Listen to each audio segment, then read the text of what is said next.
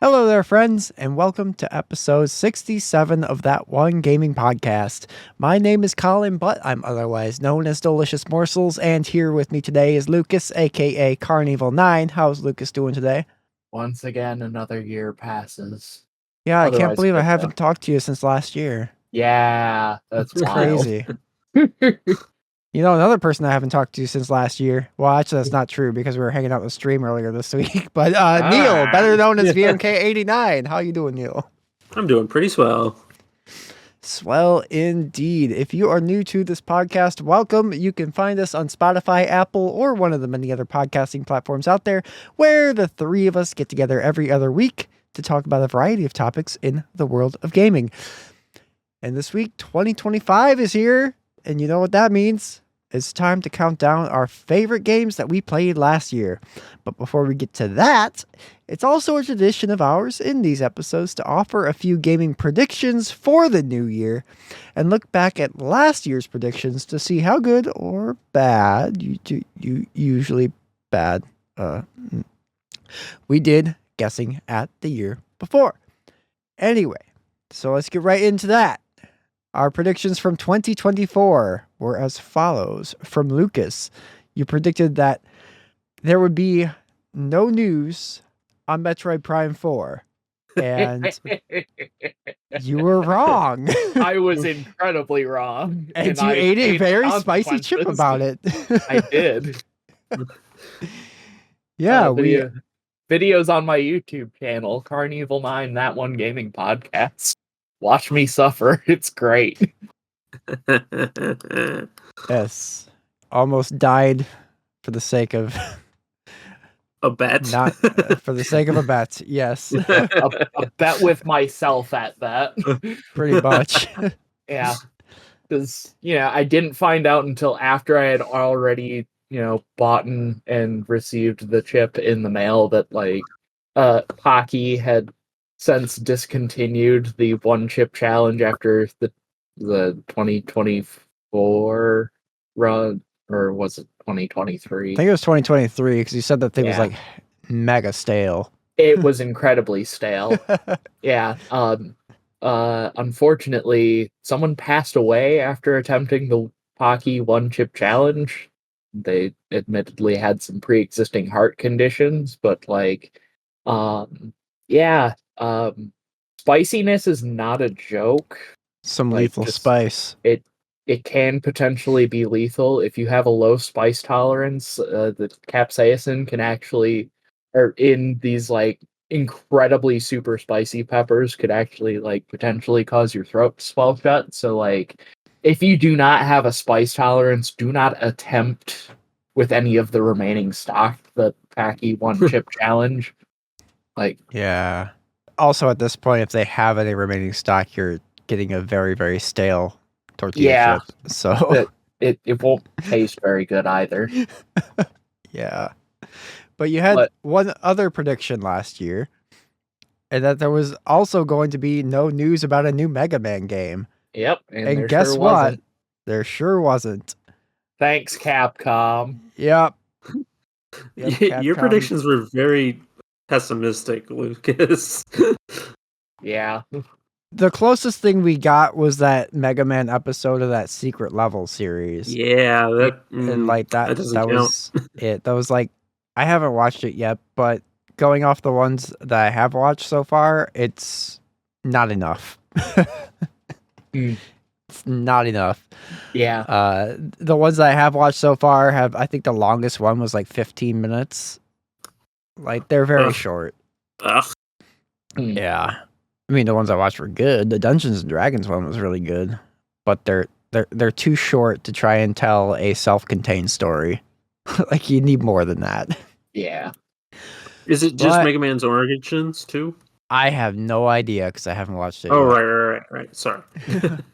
Yeah. But yeah, Neal also had a Mega Man related prediction, and it was basically the counter of Lucas's prediction that there would be a Mega Man game. So One of us was going to be right. yeah. So Yeah. he's wrong about Yep. that. Yeah. Sadly, Capcom hates Mega Man, except when they want to use it for promotional material. Yeah. Uh-huh. But Neal's other prediction was that there would be a remastered re-release of Sonic Heroes, which That didn't was happen. what was in the rumor mill at the time. Instead, we got Sonic Generations remastered, which I prefer. Yeah. Yeah. Plus, we got Admittedly, I have not played it, but I can assure you I will like a Sonic Generations remaster far better than a Sonic Heroes remaster. Yeah. We'll say you're like Plus, we 2/3 right, because we got Sonic Remaster, but it was the wrong game. Yeah. There we go. Yep. And also, we got like a new Shadow game on top of it, because it's like Mm-hmm. you got the Generations remastered and then like a whole other Shadow the Hedgehog campaign. So that's neat. Yep. Yeah. Anyway, for my predictions, I had my main prediction, which was that we would get HD 2D remake of Chrono Trigger finally. Well, that didn't happen. Yeah. Because of course it didn't happen. See, similarly to how Capcom hates Mega Man, Square Enix hates anything that's not Final Fantasy anymore. Like, why can't we play Chrono Trigger on modern hardware? Why can't we play Xenogears on modern hardware? Where's Parasite Eve on modern hardware? Like, all of these classic games that they have in their library, why can't we play them on modern systems? It's like, I mean, come on. Well, Square Enix doesn't hate Dragon Quest, which is essentially It's just like, taking that's very Enix's long. version of Final Fantasy. Yeah. So. It's just taking very, very long to develop Dragon Quest 12. Like, I don't even know how long that game's been in development, but it's been a long time, and they still basically all they've said is it exists. Yep. And it's going to be an exciting new evolution for the Dragon Quest franchise. Nobody knows what that means. People are freaking out thinking they're going to make it an action RPG instead of turn-based. It's like nobody knows at this point. Meanwhile, Japan got Dragon Quest X, which was an MMO for Dragon Quest. They got a fully offline version, standalone version of that. And we haven't got that here yet. We never got the original version of it here. So it's like English territories have never actually gotten a copy of Dragon Quest X yet. Dumb.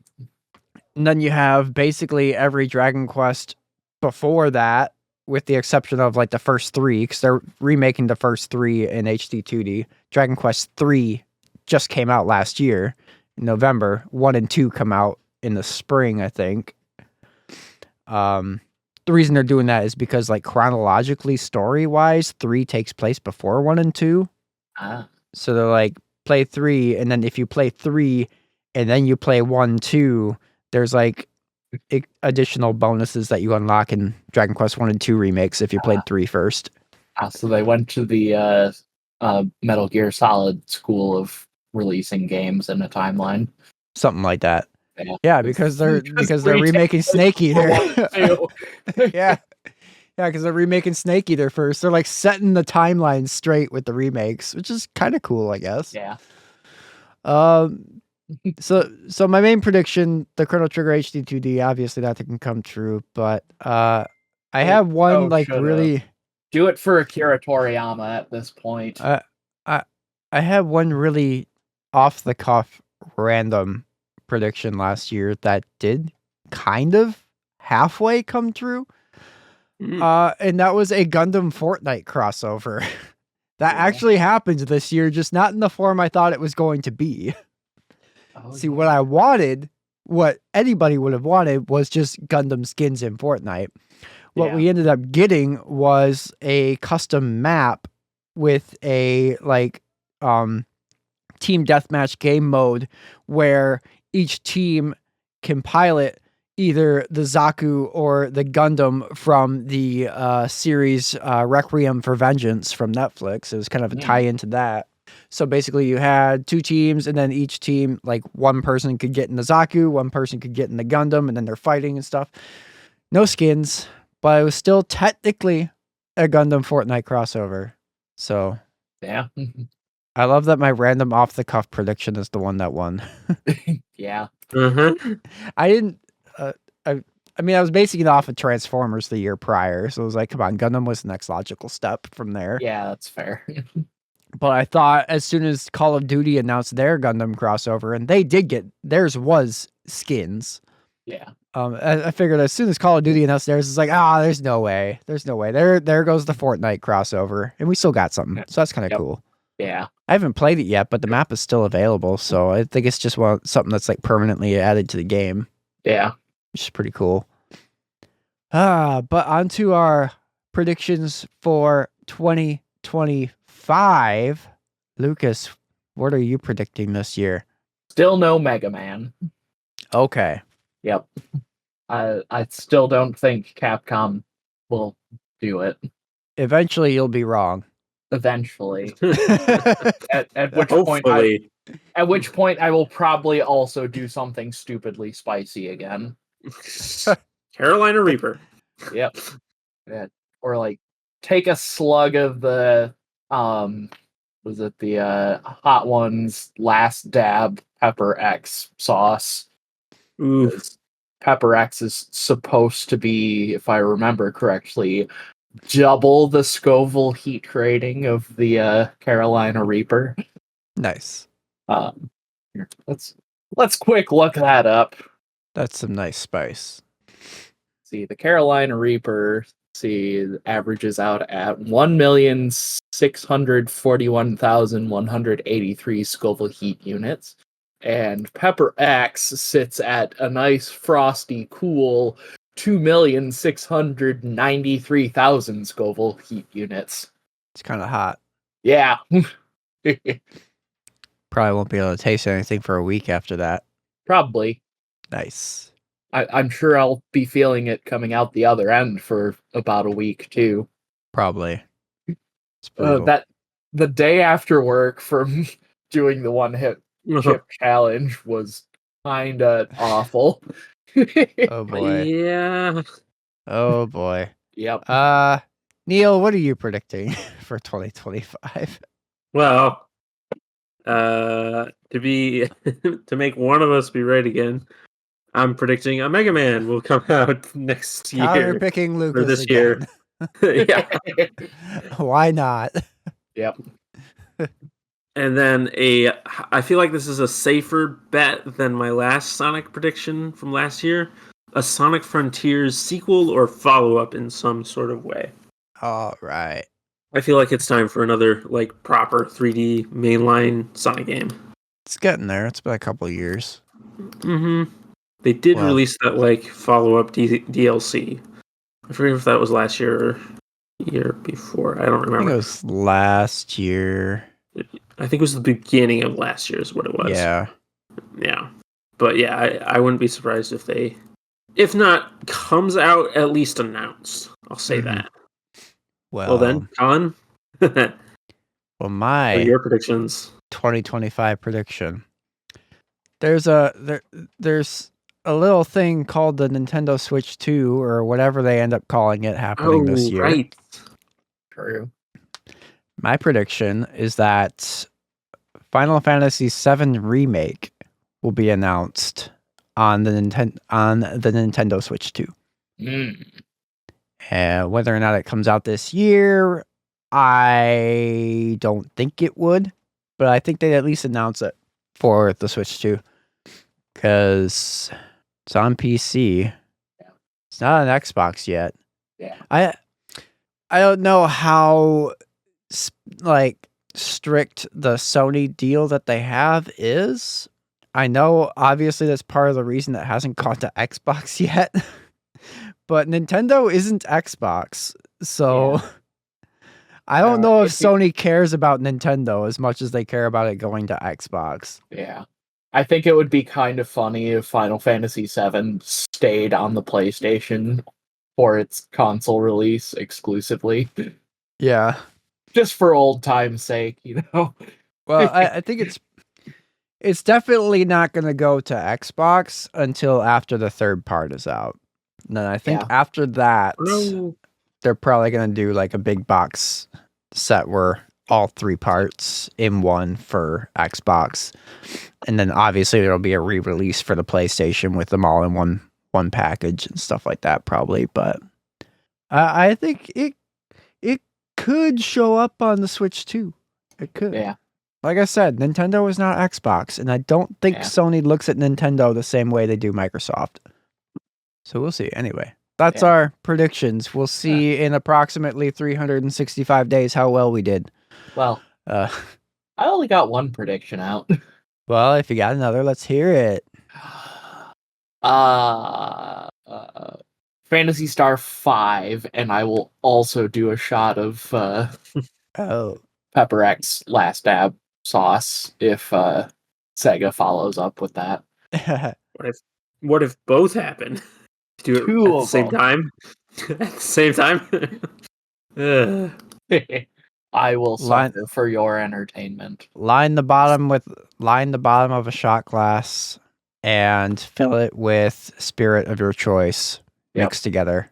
Down. We will actually just make a Pepper X Bloody Mary at that point. Yeah. Oof. Yep. Rip. Yep. And I will still race Colin and Neal at some sort of randomizer and win. Probably.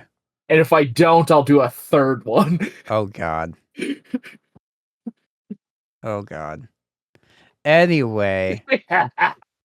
So that's our predictions for 2025. You guys should also indulge in the Pepper X. I would prefer not to, thank you. Yeah, not after that what you legal just said disclaimer. No, I'm good. Yeah. I'm good. Anyway, I guess that brings us to our Hey Listeners segment. Hey, listen! So we asked our listeners for their favorite games that they played last year. And we got 3 write-ins. The first one comes from Bran Flakes, who writes, Baldur's Gate 3 changed my life in the best ways possible, to be honest. And yes, she very much likes Baldur's Gate 3. Yep. I think that was on our list last year too. It was. Yeah. Oh my gosh. It's gotten so much more. Yeah. Well, she's doing like some really, really good cosplays now too and all that. And she got to meet some of the actors this year. So yeah. Uh-huh. I mean, very, very cool. Yeah. Yeah, she's a little bit jealous. Yeah, she's done like Asterion and Shadowheart cosplays. She bought Shadowheart's spear at oh, cool. At Atlanta Anime Weekend Expo. Or I mean, whatever it's called. She got to meet Game Awards 2023 winner of Best Actor, Neal Newbon. Yep. So that's cool. Yeah. It's like her obsession with Asterion is like so impressive that she actually was able to like get words out for her signing session with him.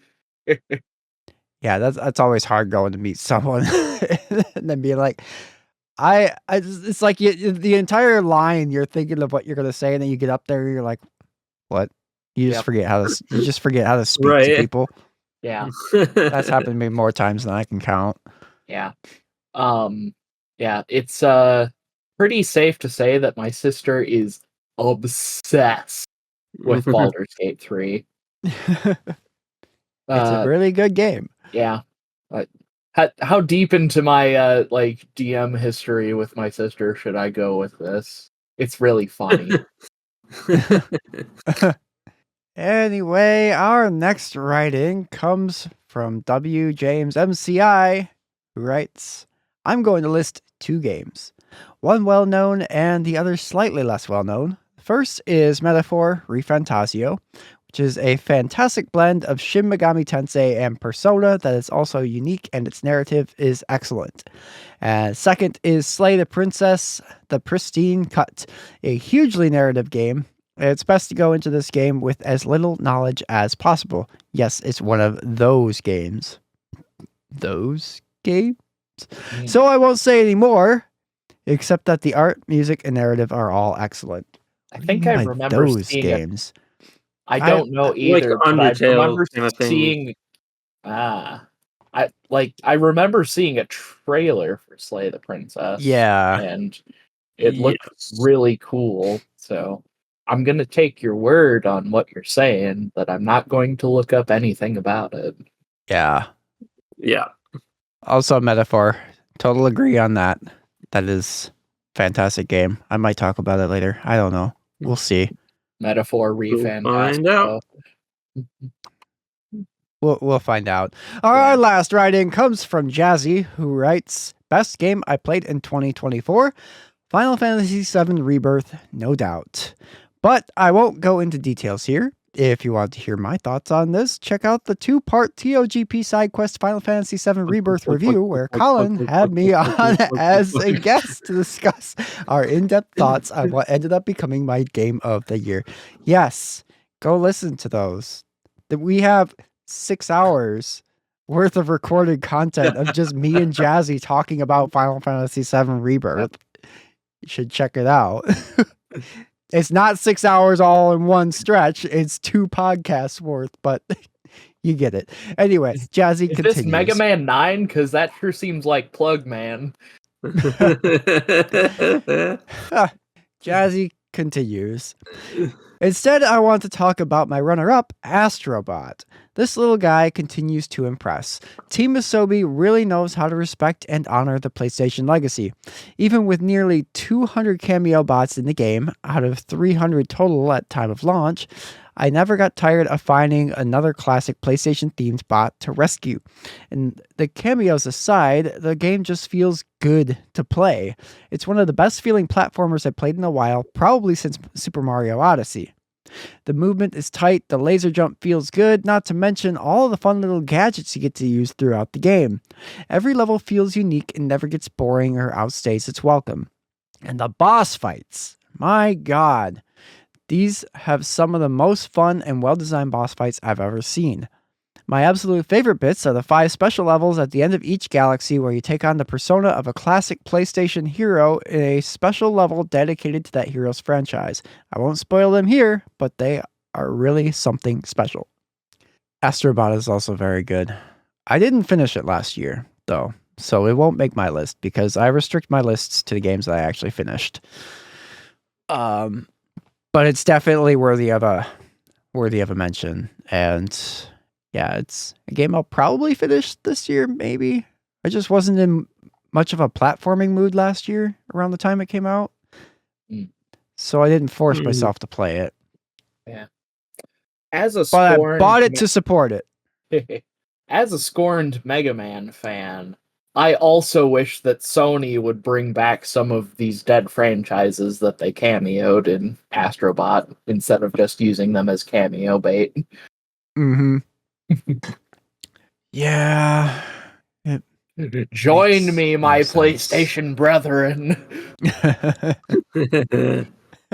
We share Anyway. a common ground. Mega Man 8 and Mega Man X4, 5, and 6 were on the PlayStation and are also dead franchises, basically.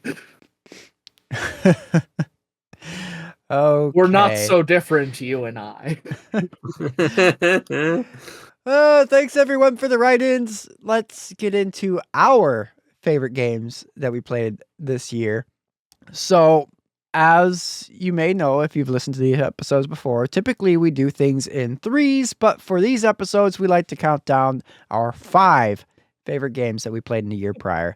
So, Lucas, start us off with number 5. Hey, you know how I was just talking about dead PlayStation franchises? Yeah. My number 5 pick is Sly Cooper 1. Hey. Okay. Yeah.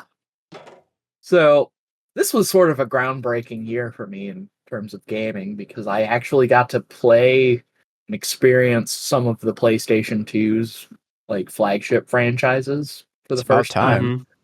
Yeah, Yeah. yeah. Who knew the PlayStation 2, specifically the one that I purchased to play my friend's copy of Star Wars Battlefront 2 because it wasn't reading on their PlayStation? Like, I can play my own good games on it. But no, Sly Cooper was really fun. It was a nice, very fun stealth platformer.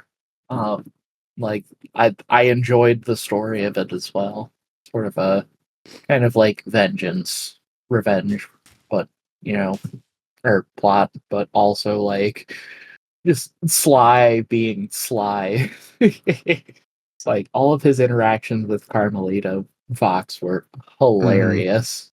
He's Yeah, always staying one step ahead of Interpol on that one, and all while also like recovering his family's lost heirloom, the Thievius raccoonus that the Fearsome Five stole from. Yeah, it seems to me that all the flagship franchises between Ratchet and Jack and Daxter and Sly, the main characters all have like really great personalities, Yeah, or at least entertaining personalities. yeah, yeah.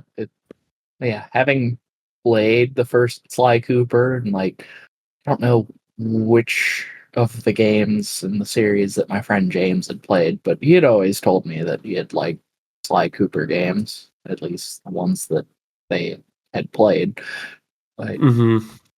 yeah, uh, yeah, it's a really fun stealth platformer kind of game, and Yeah. yeah, I enjoyed it a lot. Yeah, we also did an entire episode on it. We you sure can hear did. Yes. Go all check it about out. our thoughts on that game. So you should go check that out. That was a good time. It was Yeah. fun playing that game again.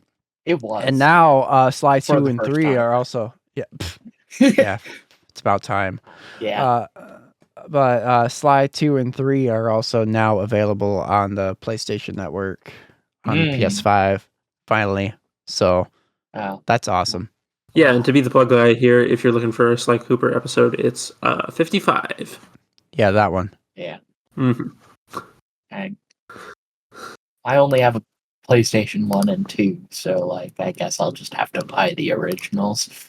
Yeah, that's the thing you can still do. Yep. Hmm. Anyway, Yeah. Neal, what's your number 5 game? The P in PS2 actually stands for poor. Rip.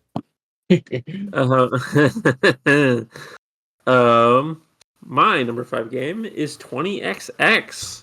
Hey, that's a good game. I was not expecting to like this game as much as I did.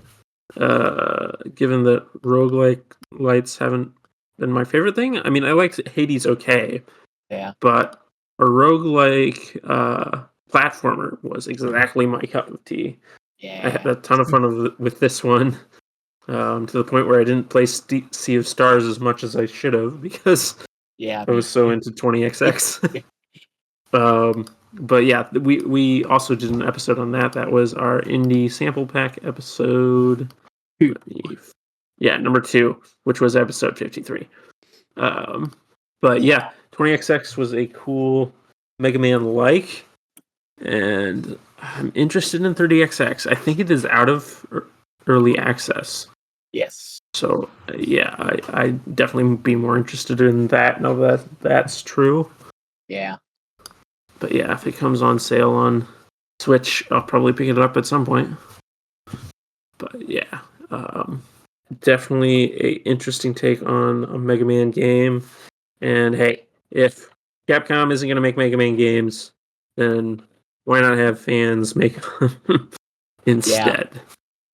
Yeah, 20XX was a lot of fun. I'm really glad that we picked that one for our indie game spotlight. Mm-hmm. Those are always fun episodes.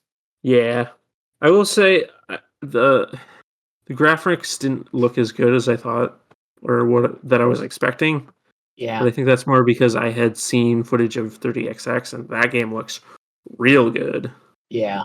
Because it's actually proper pixel art, which 20XX was more flash looking vector art.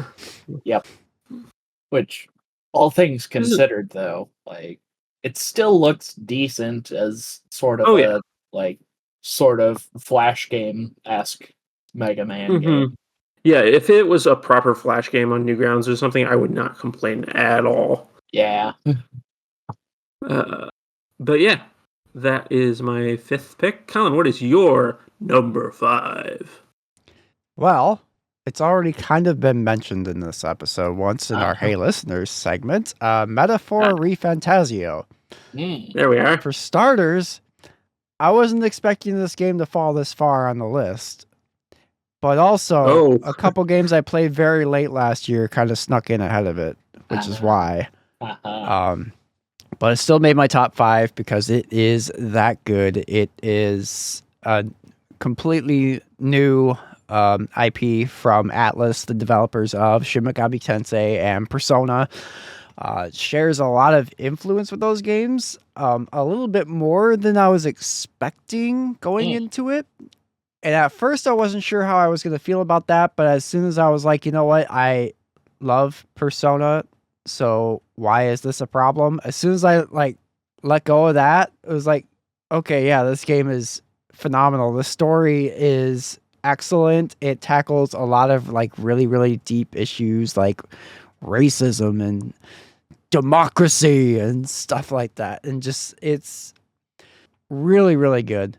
The game basically starts out, the king gets assassinated and says, screw you guys, and you trying to seize power by assassinating me.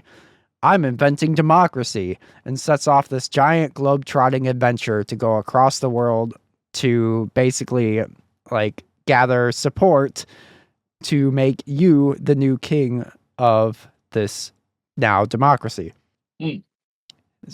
And oh my god, it's excellent. There's so many twists and turns in the story throughout, and the villain goes by the name Luis, and easily one of the best RPG villains I have ever seen in a game. He sits right up there. I put him up there with the Sephiroths and the Kefkas of the RPG villain sphere. He's that good and that compelling. Every time he's on screen, he steals the show. He's such a compelling villain. Every time he opens his mouth, you can't help but just listen with just your full undivided attention, because just the way he speaks is so compelling. Just an excellent, excellent villain in a fantastic game. I think it took me a little over 80 hours to beat it, and that's doing most of the side content as well. I mean, you could beat it probably 50, 60 hours if you're just sticking to the story. Yeah, that's pretty reasonable, actually. Yeah. I mean, how much was Persona 5? Persona 5 took me 123 hours. Yeah. Yeah, but that was 80 hours, including a bulk of the side contents. Yeah. Pretty reasonable. Yeah, and the thing with Persona 5 also is that's also including the royal content, which is basically a DLC expansion to the base game, which adds an entire after story epilogue to the game. But Persona 4 Golden, Golden was the same thing to Persona 4 as Royal was to 5, and Persona 4 Golden was only about 60 hours for me. So yeah, 5 is a big game. But well, I guess since we're bringing up Persona 4, you and I need to get in on some Persona 4 Arena and or Ultimax sometime. Yeah.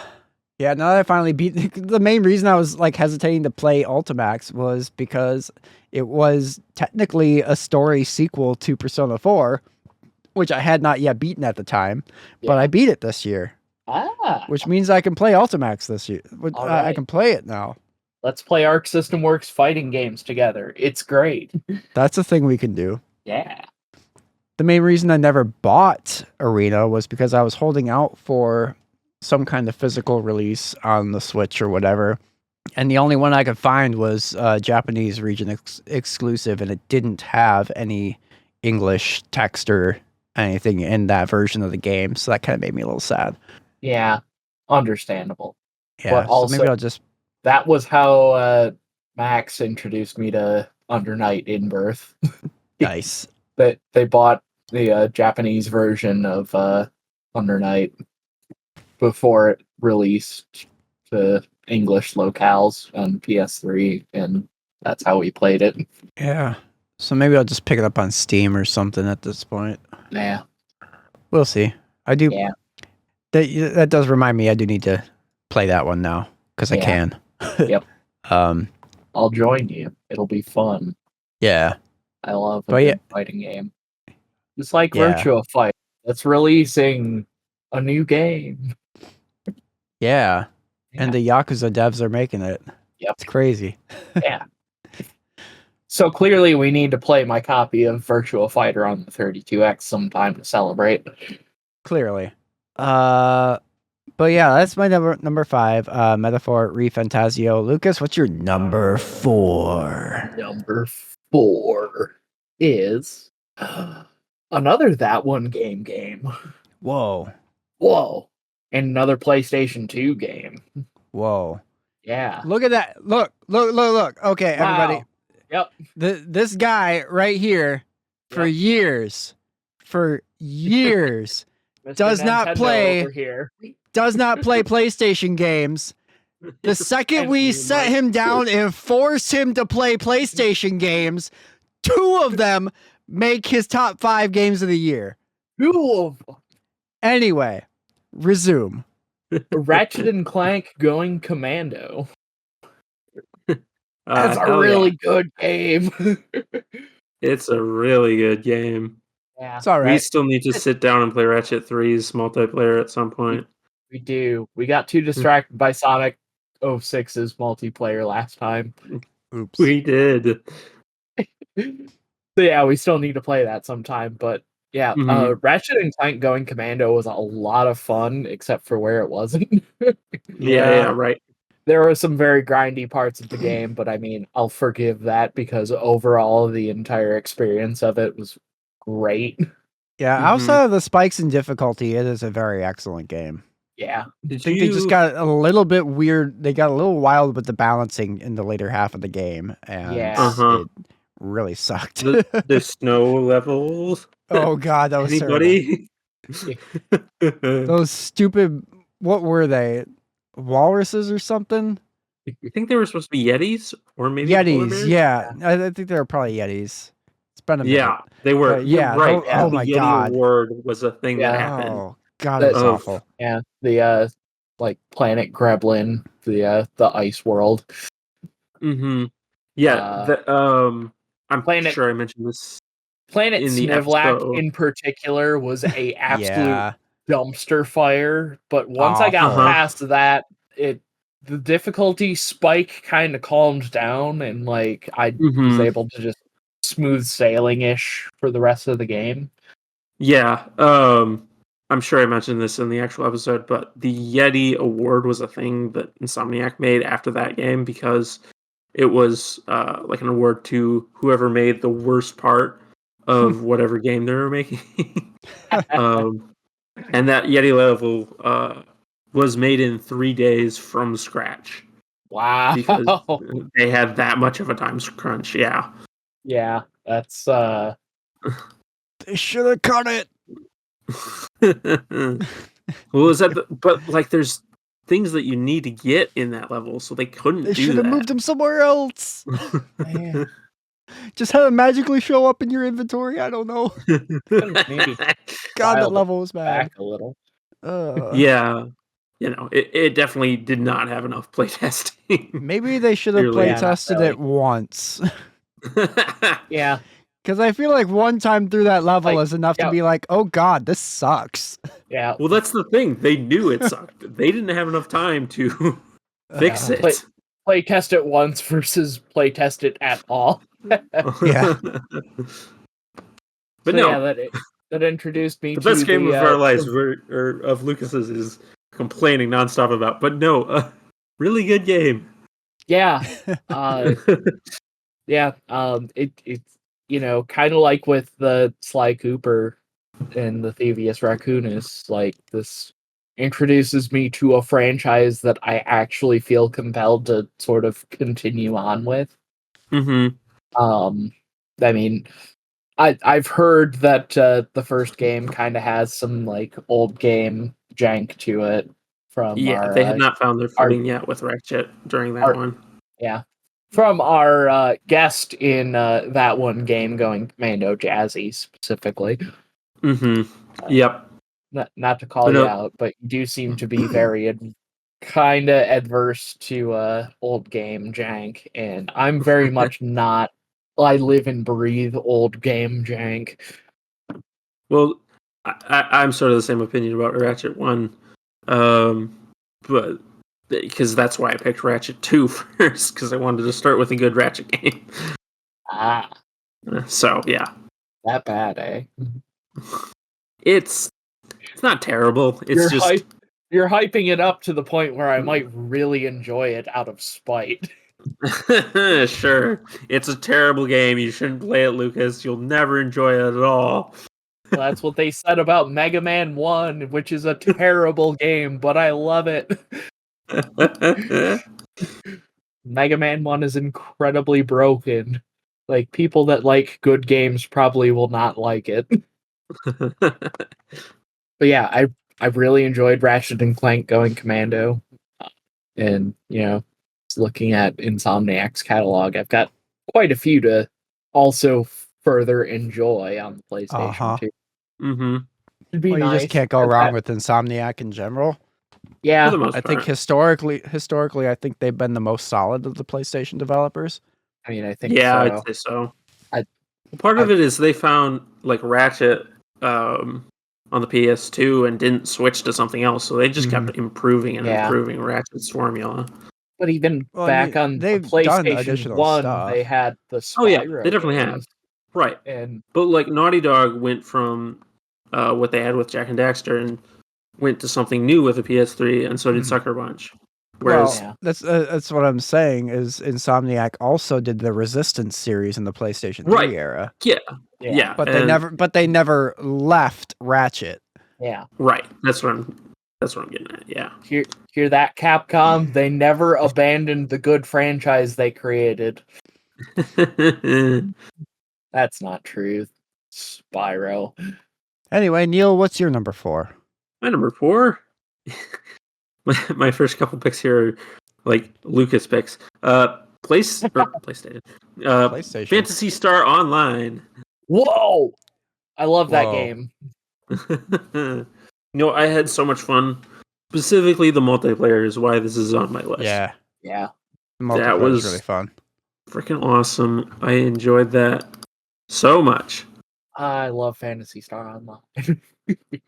And it seemed like even when like we were at different levels, like early on, Lucas and I did one multiplayer session, and Lucas was way higher than me, but it was Yeah. still a ton of fun.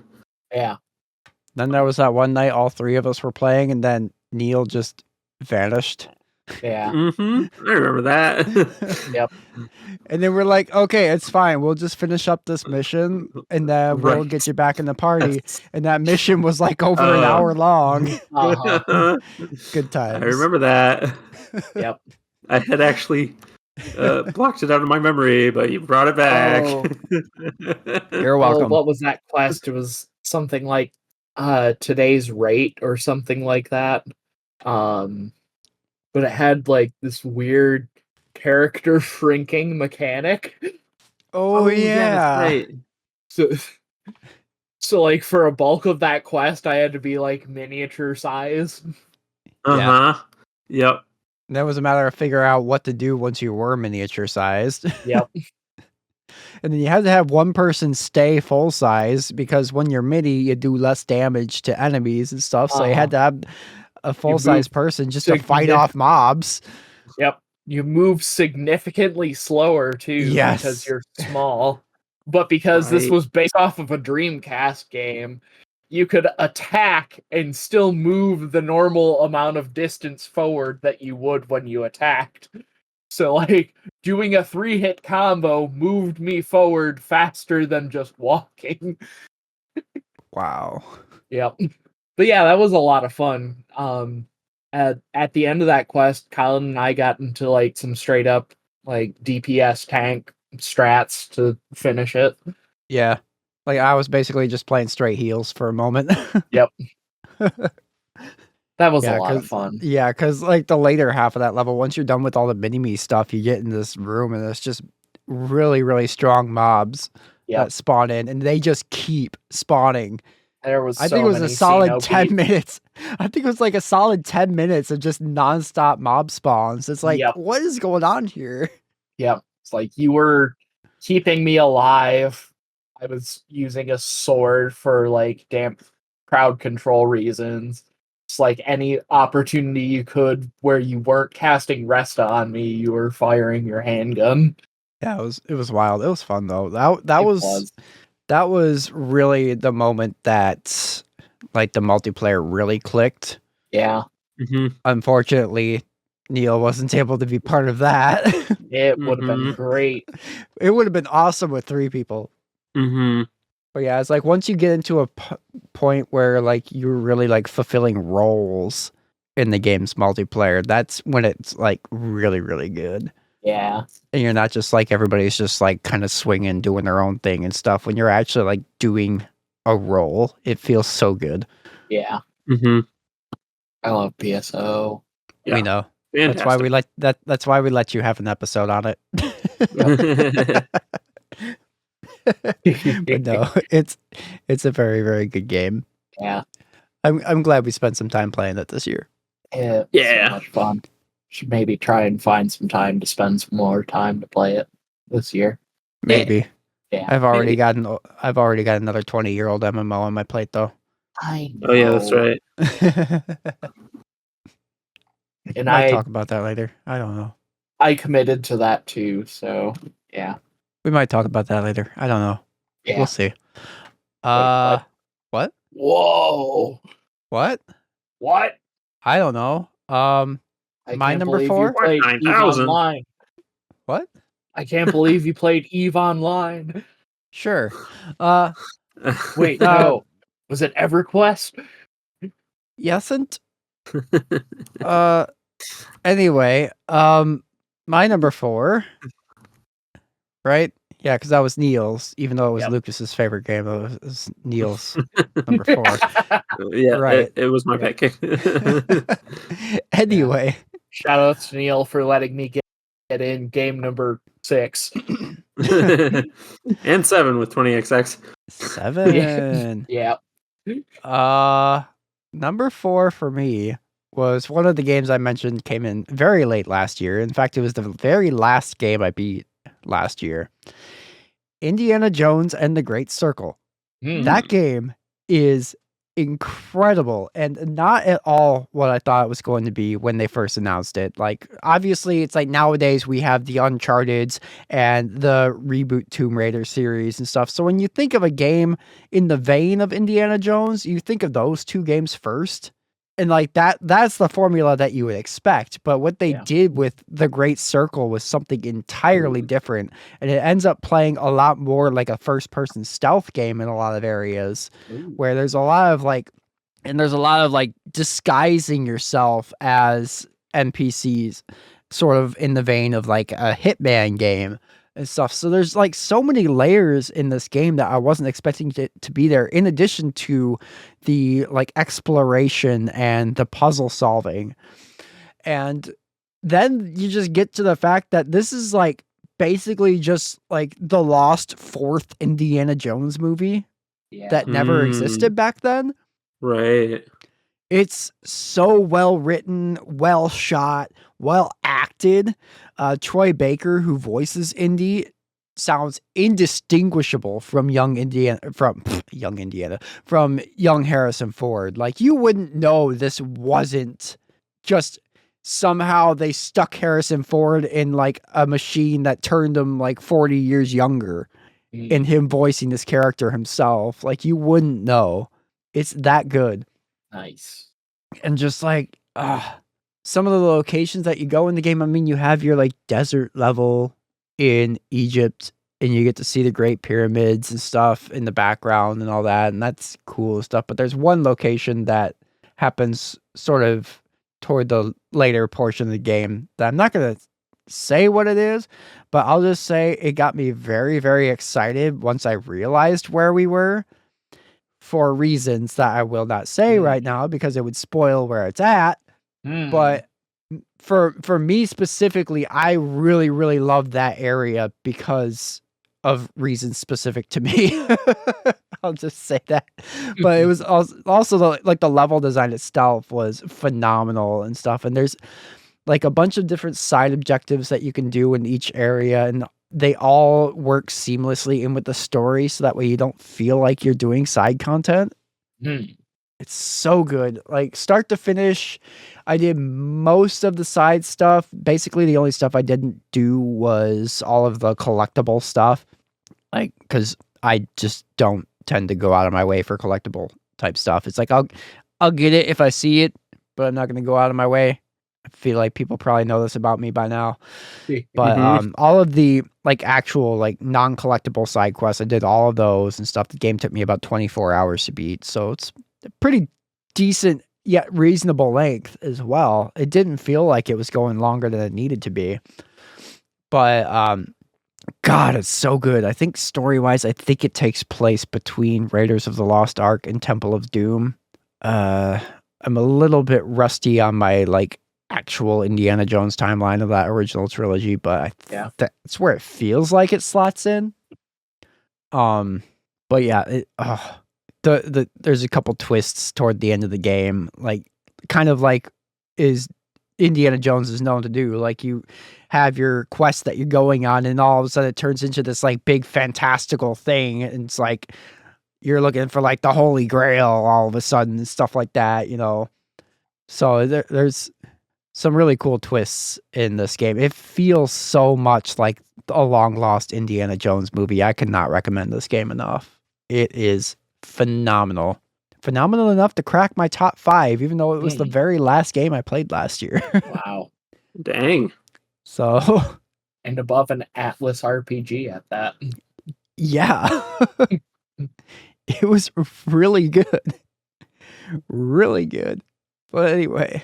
Yeah, that's Indiana Jones and the Great Circle. Let's get on to number 3. Lucas.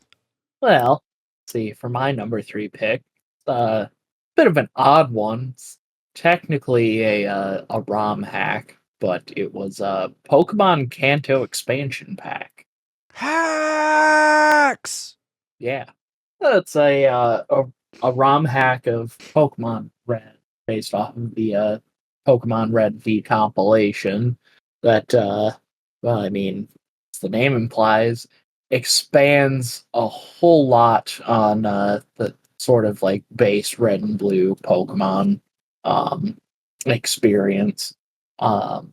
It adds Steel, Dark, and Fairy type, but not quite in the way that you would think, because it is, for the sake of like balancing to Pokemon Red, Blue, Yellow, it's based off of the sort of beta Space World 97 preview of Dark and Steel type.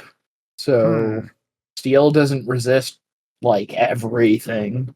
That's probably the biggest change, at least from my playthrough of it.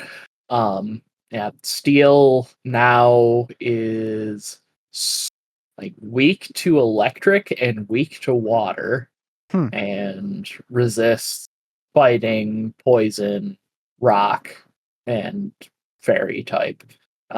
Fairy's kind of a weird outlier because they added it, but it's basically vanilla fairy type from modern Pokemon. Dark type is also different, but that's not nearly as drastic of a change as Steel type that resisted basically everything. And it added in a bunch of like cut beta Pokemon from either original Red, Blue, Yellow, or were considered for additions in Gold, Silver, Crystal, from like the Space World demo. And like very end of this year, I kind of got back into doing like my Pokemon mono bug runs because I love bug type Pokemon. They're my favorites. So I did a like monobug playthrough of Pokemon Blue and then Pokemon Yellow because it's different enough. And even after doing that, compared to the monobug run of Pokemon Kanto expansion pack that I did all the way back in January, February of 2024, I still think that Kanto expansion pack is probably the definitive play or way to play like original Generation 1 Pokemon. And it's got even more bugs because some of the cut beta Pokemon were an entirely separate bug evolution line. Ooh. Yeah. As well as some cut evolutions, or some evolutions that are, yeah, they added in evolutions to Pokemon that came from Gen 1. So, like, Scizzor's present, but also Cleavor from Pokemon Legends Arceus is present. And Scizor and Cleavor were both on my E4 team, as well as Tricules, which was a cut evolution for Pinsir, kind of in the similar vein to Scizor, where it's a like steel type metal coat evolution to Pinsir. And I don't know if it actually made it to my E4 team or not. I think it might have, but the Gentlarva line, which evolves from Gentlarva into Pupal into Carapthor, which is a bug fighting bare knuckle boxer gentleman type bug, which was very cool to have early game. And yeah, a fun little ROM hack that expands on, and honestly, I think makes for the definitive Generation 1 Pokemon experience. So yeah, that's my number 3. Nice. What about Neal? My number 3 is Sonic and All Stars Racing Transformed. Oh. Weird flex, Mhm. but okay. There's no Yeah. Fantasy Star in that, Neal. Yeah, so we definitely did sort of jokingly hate on this game. Yeah, I'm glad you enjoy Previously. such a bad game, but couldn't be me.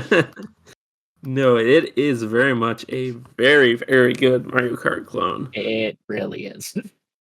It is so much fun. Lack of Fantasy Star withstanding, it's pretty decent. It looks like I believe since we talked about the game, they're doing Sonic, what is it, Cross Worlds or something like that? Yeah, they announced A follow-up to Sonic Team Racing Sonic. game. Yeah. Yeah. What is it? Hold on. Yeah, Cross Worlds. Sonic Racing Cross Worlds. So I get the feeling that that's not gonna have Sega characters in it, although the name could allow No. for it. Yeah. But probably not.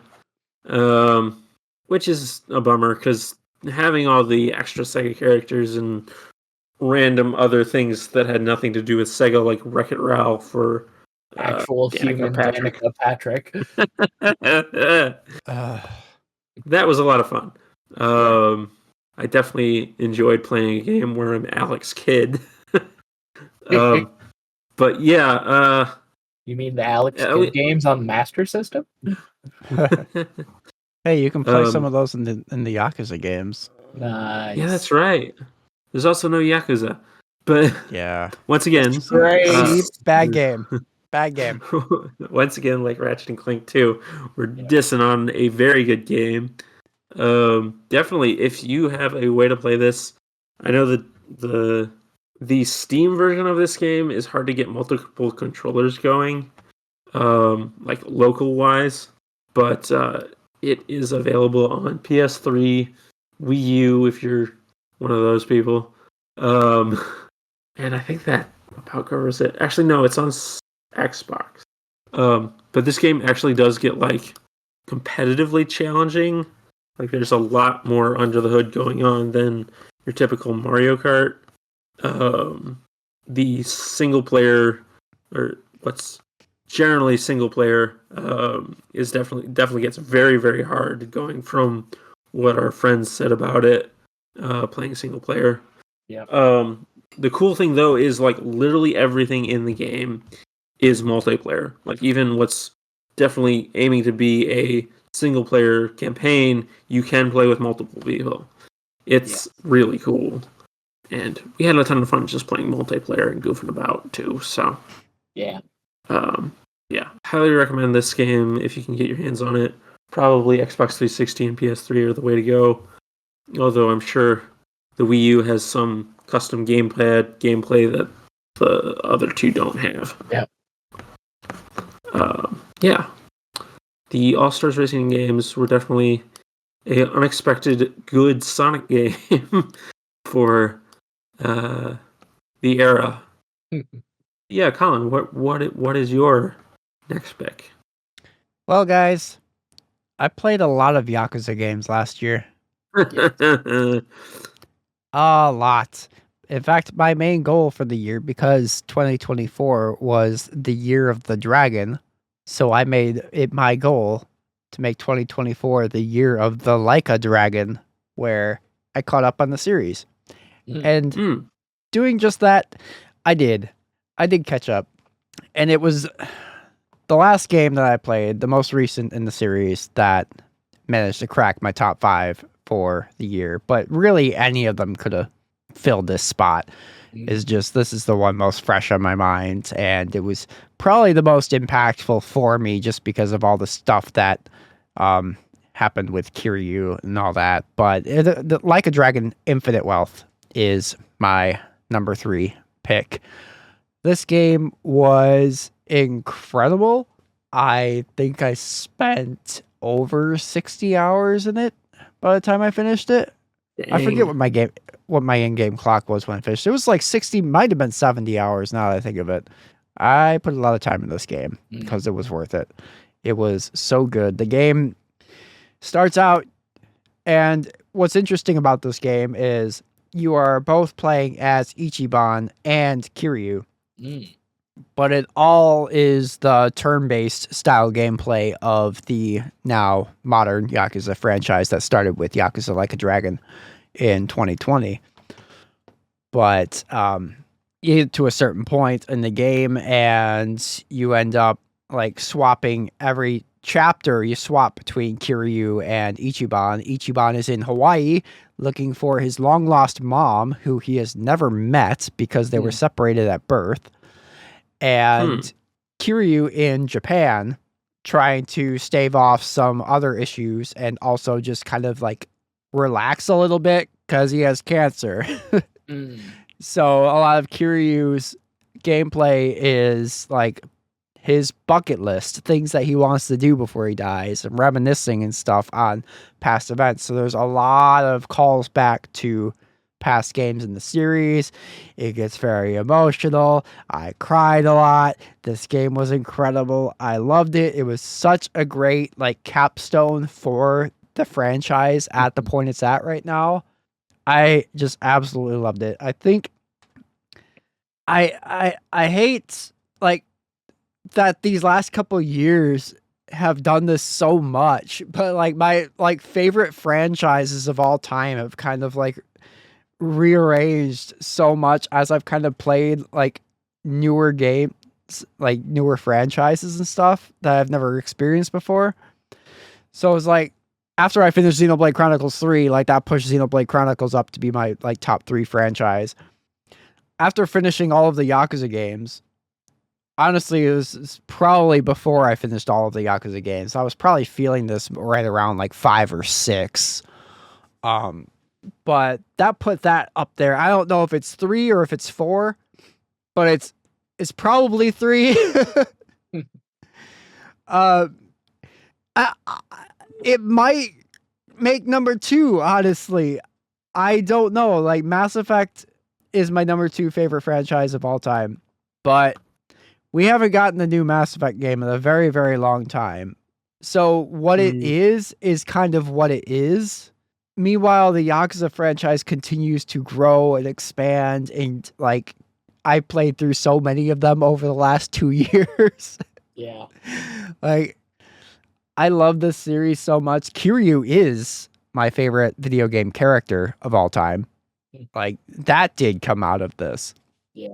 So I don't know where exactly it lands in the pantheon of my favorite franchises. It's going to be anywhere between 2 and 4. It might be 2. After finishing Infinite Wealth, it might be 2. Honestly, it might have knocked Mass Effect down a peg. As much as I love that franchise so much, it might have. I don't know. I have to do it. I had to finish replaying the Mass Effect franchise again, since I played through the first game last year. Yep. Again, gotta replay Mass Effect 2 and 3, but I'm pretty sure how I feel about them hasn't changed. Yeah, this is me like grappling in real time with where this like sits on like my favorite franchises of all time list. Even though this is like my third favorite game that I played this year, and you'll see why it's number 3 when I talk about the next 2 games. But but yeah, Infinite Wealth was fantastic, and it was. I love what it did for Kiryu. How much respect it paid to him as a character, in spite of the fact that it seemed like they were kind of writing him off in a way. It paid a lot of respect to him and just the franchise as a whole, while also saying, hey, Ichiban is the future of this franchise, and he's got a very bright future ahead of him too, even though he's a freaking goof. He's so good. Oh my god. It's like... He takes it like right at the very end. Okay, this isn't a plot spoiler, okay? But this does happen right at the end of the game. It has nothing to do with the plot. It's just a silly thing that happens to Ichiban. But if you're listening to this and you don't want even that spoiled because it's at the end of the game, then this is me telling you I'm going to talk about something that happens at the end of Like a Dragon Infinite Wealth. So if you want to click away, just fast forward like 15, 30 seconds or whatever. This is your time to do that. Like I said, plus 30-second button. Like I said, this has nothing to do with the plot of the game. It's just something really silly that happens to Ichiban at the very end of the game. He just takes a crack at the back of the head, like a crowd's throwing a bunch of like garbage at him, and he takes a crack in the back of the head with a beer bottle, and it just knocks him out. And he's just like, it's like, oh, this is fine. It's like, just falls flat on the ground and then he just passes out. It's like the most Ichiban thing to happen in this moment in the game. Right at the end. Yep. He gets knocked out by a beer bottle. It's hilarious. But yeah, I'm excited to see where this franchise goes. Like the next game comes out next month, and it's all about Majima, and he's a pirate in Hawaii. Sounds like fun. Yeah. It's like nobody knows why he's a pirate. He's just apparently he's very dissatisfied with the current state of world copyright settings. Well, kind of like Ichiban, he just kind of washed ashore in Hawaii, but unlike Ichiban, he doesn't have his memory. Oh.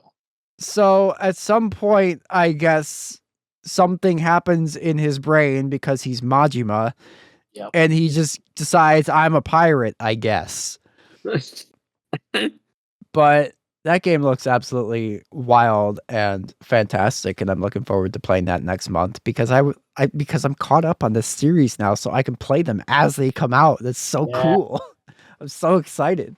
I love that because I had to wait all year. Infinite Wealth came out at the end of January. I had to wait all year to play that game because I still have 4 more games to play through. And then I did that. And then I played Infinite Wealth and I loved it. Fantastic game. Like, I seriously cannot recommend the Yakuza game enough. The Yakuza series enough. Like I said, I'm over here grappling with this might be my second favorite franchise of all time behind Final Fantasy. Mm-hmm. I love it that much. Like, it's fantastic. And like, yes, it's a lot of games. I have said this before. I'll say it again because it's important. Like, if there's a franchise out there that interests you, but there's a lot of games in it, and you're scared that you'll never be caught up, push getting caught up to the back of your mind and just start. Yep. Because you're never going to get caught up if you never start. Like your priority when you're starting a long series or a long game for that matter, which I will get into very later in this episode, but your main priority when you're starting a long running franchise should not be catching up. It should just be starting it, because you don't even know if you're going to like it enough to play through 12, 15 games. But if you do, then you will, and you'll know how to pace yourself to space it out enough so eventually you will catch up. You don't have to catch up in a year. You don't have to catch up immediately. Like, it took me 2 years to play through these games. It might take you less time. It might take you more time. That's fine. But like, you're never going to know if you don't start. So just get Yakuza 0 and try it, because I promise you, it's a hell of a ride. It's fantastic. And if still commitment is something you are afraid of, play Judgment and Lost Judgment. They are, gameplay wise, they are the classic Yakuza gameplay formula. But they are 2 games instead of 10 games. So right there, it's like, if you're going to like that gameplay formula, how the flow of the game works. And if you do, then you can jump into the mainline franchise like I did. Yeah. And like I said, it took me 2 years to catch up. And that I was trying to.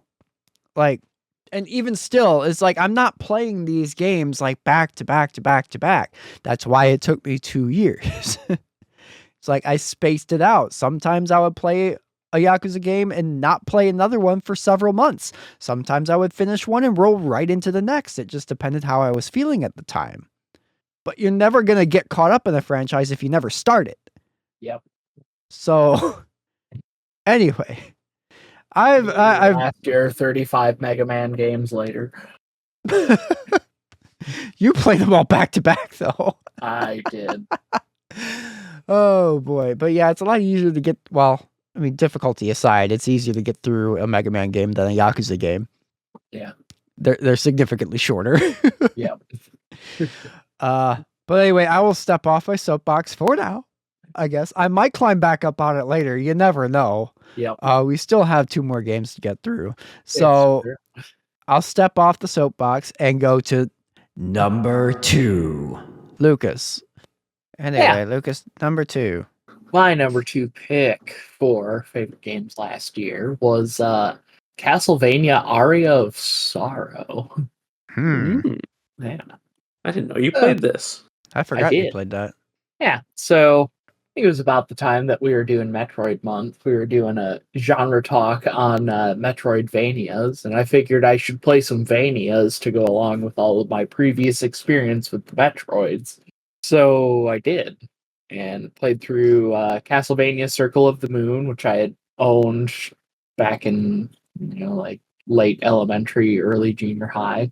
And then Aria of Sorrow, which I didn't own back then, but I've heard nothing but fantastic things about it. And honestly, it is, I think, my favorite Castlevania that I have played.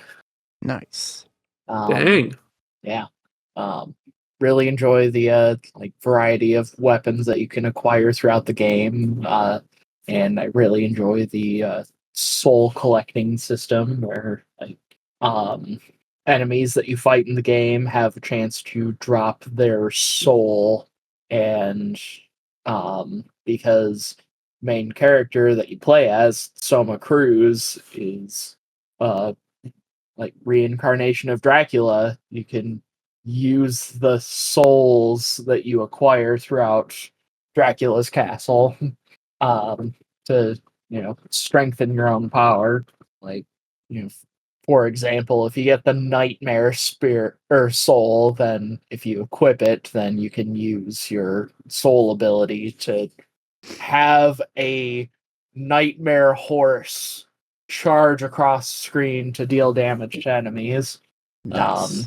Yeah, and I went for the best ending as well, which involved collecting, or I guess the true ending, which involved collecting 3 specific souls, which were all like aspects of Dracula prior to arriving at the fight with Julius Belmont, the Belmont clan member of the game, because the Aria of Sorrow, I think, takes place in like 2035. Anyways, yeah, if you collect those 3 specific souls and then you defeat Julius Belmont and you go fight the air quotes final boss, Gran, if you have the 3 aspects of Dracula equipped, then when you defeat Graham, you're sent to the chaotic realm. Hmm. Sort of like a weird, demented, twisted version of Dracula's castle that you had already been through, and you get to go fight the true final boss. But yeah, in terms of Metroidvanias, like one of the best that I have played so far. I mean, that's right up there with like games like Metroid Fusion and Super Metroid and Metroid Zero Mission. And Dang, that's impressive. yeah, like I am a diehard Metroid fan, and like this is invading my like top Metroidvanias. It's that good. Hmm. Crazy. Yeah. Okay. Is this one of the DS or Game Boy ones? It's one of the GBA. Game Boy Advance ones. Okay. Huh. Yeah. Available now in the Castlevania Dominus collection Yes. Oh, on Right. all modern platforms. Yeah. It's very easy to go check it out.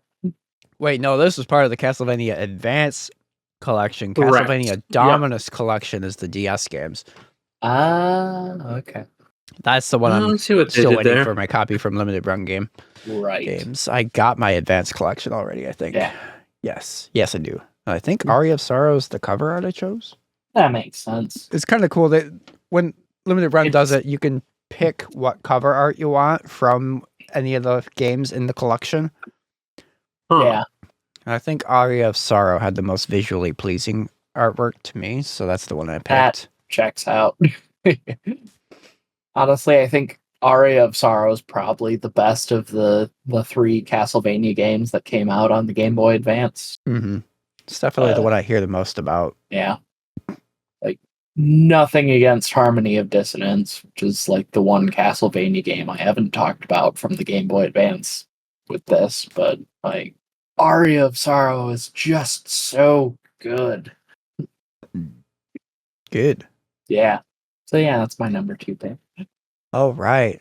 Neal, what's your number 2 game? My number 2 is another racing game, Burnout Paradise. Hmm. I don't know how I had so much fun with this game. Which sounds like a diss, but no, more because I never touched any of like the racing aspects of this game. I had a ton of fun just driving around this huge open world. There's sort of like collectibles in a way, but they're breaking through specific ad signs that have an ad for Burnout Paradise on them, and you can collect those, and they're all throughout the entire overworld. And a lot of them you have to like find an alternate path and then get like a running jump to get to them. Other ones you can get more easily, but most of them there's some kind of trick jump you have to do to hit them. So they're a ton of fun to just search the entire overworld for. And there's this whole other section of the game that is, racing people and adding parts to your car and all that. I didn't even touch that, and I enjoyed it thoroughly. So that's one I need to return to in 2025 and actually see how good the racing portion of it, because the driving is absolutely fantastic. And it definitely scratches that itch that I had playing the Need for Speed games on the GameCube. I had Underground, Underground 2, and Most Wanted. All of those were pretty darn good. Most Wanted being the best open world one, and Underground just being had better physics and didn't have cops, notably. I do enjoy games, these arcade racers that don't have cops. Despite Most Wanted being a ton of fun with the cops too, but yeah, I generally prefer no cops. But yeah, I was realizing when I was coming up with this list that if they just made a arcade racer style gameplay game, that didn't actually have racing, that was just like a huge open world that they put all the development time into just creating a giant open world with maybe some collectibles and gas stations and maybe some paint options at the bare minimum, or at the maximum, I guess. That I would have a ton of fun with that. Just Sounds driving like you around. need to play Forza Horizon. Is that what that is? I mean, it plays more off of like the Forza Motorsport gameplay, but it's a fully open world style racing game that does lean a little bit more arcadey because of that. Right. But that's like to Xbox? It's on PC. Is it on PC? Yep. Yeah, definitely one I need to check out. Yeah, because open world racing games are just my cup of tea. Yeah, Forza Horizon 5 in particular is fantastic. 5. The game starts out, you literally get dumped off of a cargo plane in your car into the middle of the desert in Mexico. That's and fantastic. they just say go. That sounds awesome. Mm-hmm. Yeah. Okay. Definitely am going to see him right now and adding that to my wish list. It's really good. But while I do that, I'm gonna let Colin go on your. What are we on? 2? 2. My number 2 game is another game that we've heard mentioned on this podcast already, back in our Hey Listeners segment. Final Fantasy VII Rebirth. It's my number 2 game for 2024. Notably, this is my favorite game that released in 2024. So that makes that, of the games that released in 2024, that makes it my game of the year for anyone that cares. But as Jazzy mentioned in our Hey Listeners segments, there is 6 hours of recorded content of Jazzy and myself talking about everything that we loved and things that we didn't quite love about the game out there. You can go listen to them. They are both That One Gaming Podcast side quests in the That One Gaming podcast feed.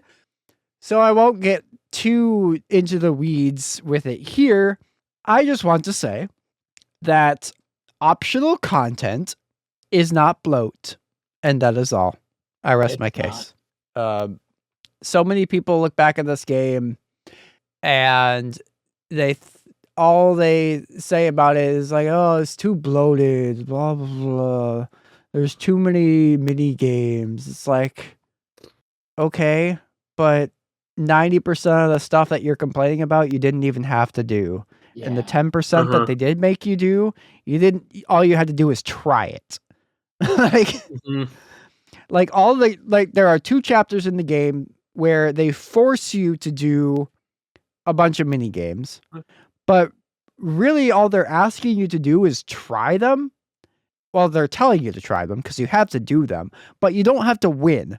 Because in a lot of games where they force you into doing mini games, they expect you to win the mini game to progress. Yeah. I don't know, Sly Cooper or Ratchet and Clank, where there were levels that were more mini game style levels, but in order to progress, you had to win that race in Sly Cooper to progress onto the next regular gameplay level. Yep. You had to win that mini game in Ratchet and Clank to progress. In Rebirth, all they expect of you is to try. And if you don't win the mini game, they just make fun of you. Because they're always paired with another character. There's one that you had to go to this shooting gallery with Barrett in Costa del Sol. And Yeah, it's shooting gallery with Barrett. And naturally, Barrett's disqualified because he has a gun on his arm, so they wouldn't want him to cheat. So they have Cloud go. And yeah, I didn't do great at that. And you know what happened? I didn't have to repeat it. Barrett just made fun of me. He was just like, man, you really suck at that, don't you? So they should have just let me go.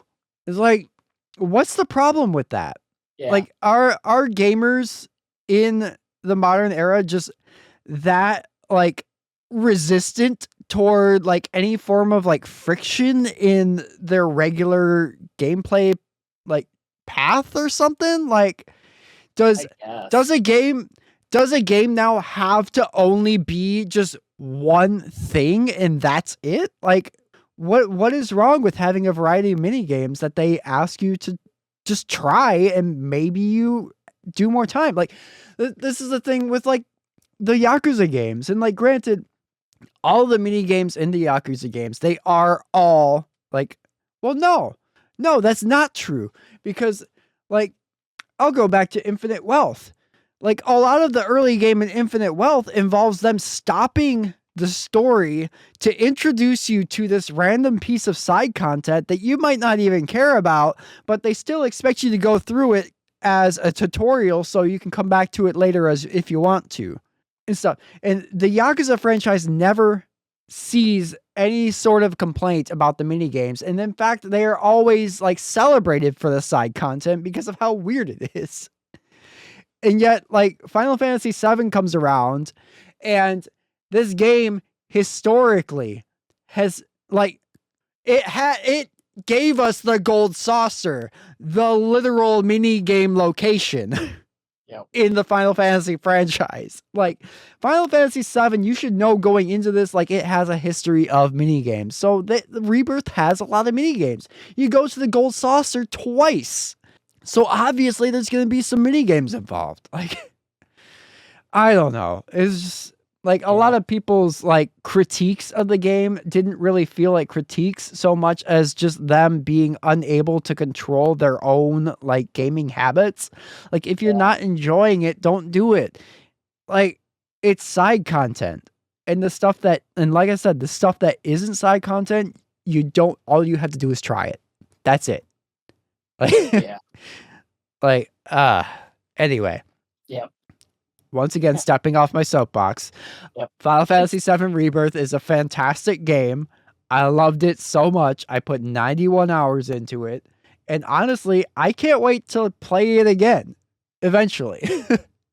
I'm playing through Final Fantasy 16 right now, so it might be a while before I get back to Rebirth. But I love that game a lot. It took all of the stuff about Remake Part 1 that was good and made it even better. It took things that I didn't care about in Remake Part 1, like certain aspects of the combat requiring a lot more micromanagement than I would have liked for an action game. They did a lot to remedy that in Rebirth. Like, it's as close to a perfect game as you can get, really, in all honesty. But yeah, that was my number 2. Yeah. And yeah, I agree completely with Colin that like optional content is not bloat. It's not. It's not. It's not. Yeah, agreed. Same here. Like, if you don't want to do it, don't do it. Yep. Problem solved. Yeah. You want to know how I made it through all of the Yakuza games in 2 years? I didn't do all of the side content. Yep. Because there's a lot.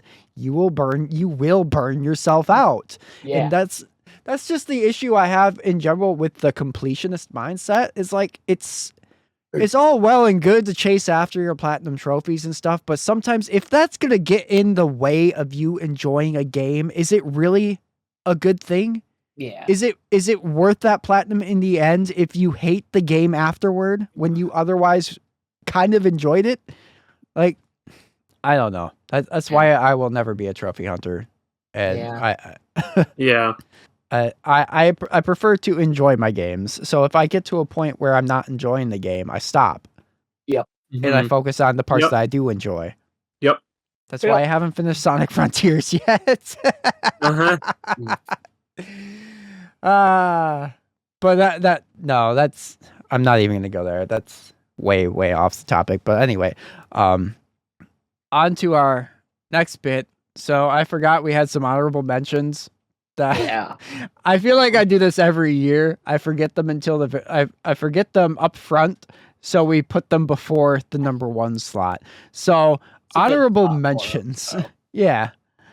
Honorable mentions. Lucas, what do you got? I've got Phantasy Star Online and Metroid Prime because I've talked enough about them last year, really, and the year prior to that as well. Yeah. Like, Yeah. yeah. So, like, this year, 2 of the 3 games that I talked about in our very first episode of our favorite games, Metroid Prime and Phantasy Star, received that one game episodes. So you can go listen to those if you want Yeah. to.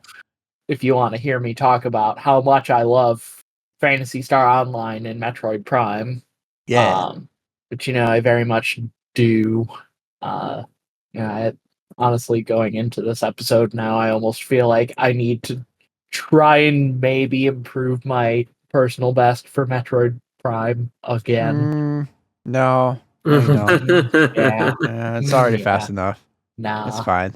It's It fine. could be faster. No, I didn't realize it could be that fast. no, it doesn't need to be. This was such a big improvement over my old No. route. Yeah. 36 minutes, Colin. No, it doesn't need to be. It could. No. What if I No, want to get sub 2 hour? Think of how many hours you're going to spend trying to get that 36 minutes, though. Probably gonna be a about lot- as many hours as I would in Phantasy Star Online just playing it's- it. It's going to be a lot more than 36 minutes.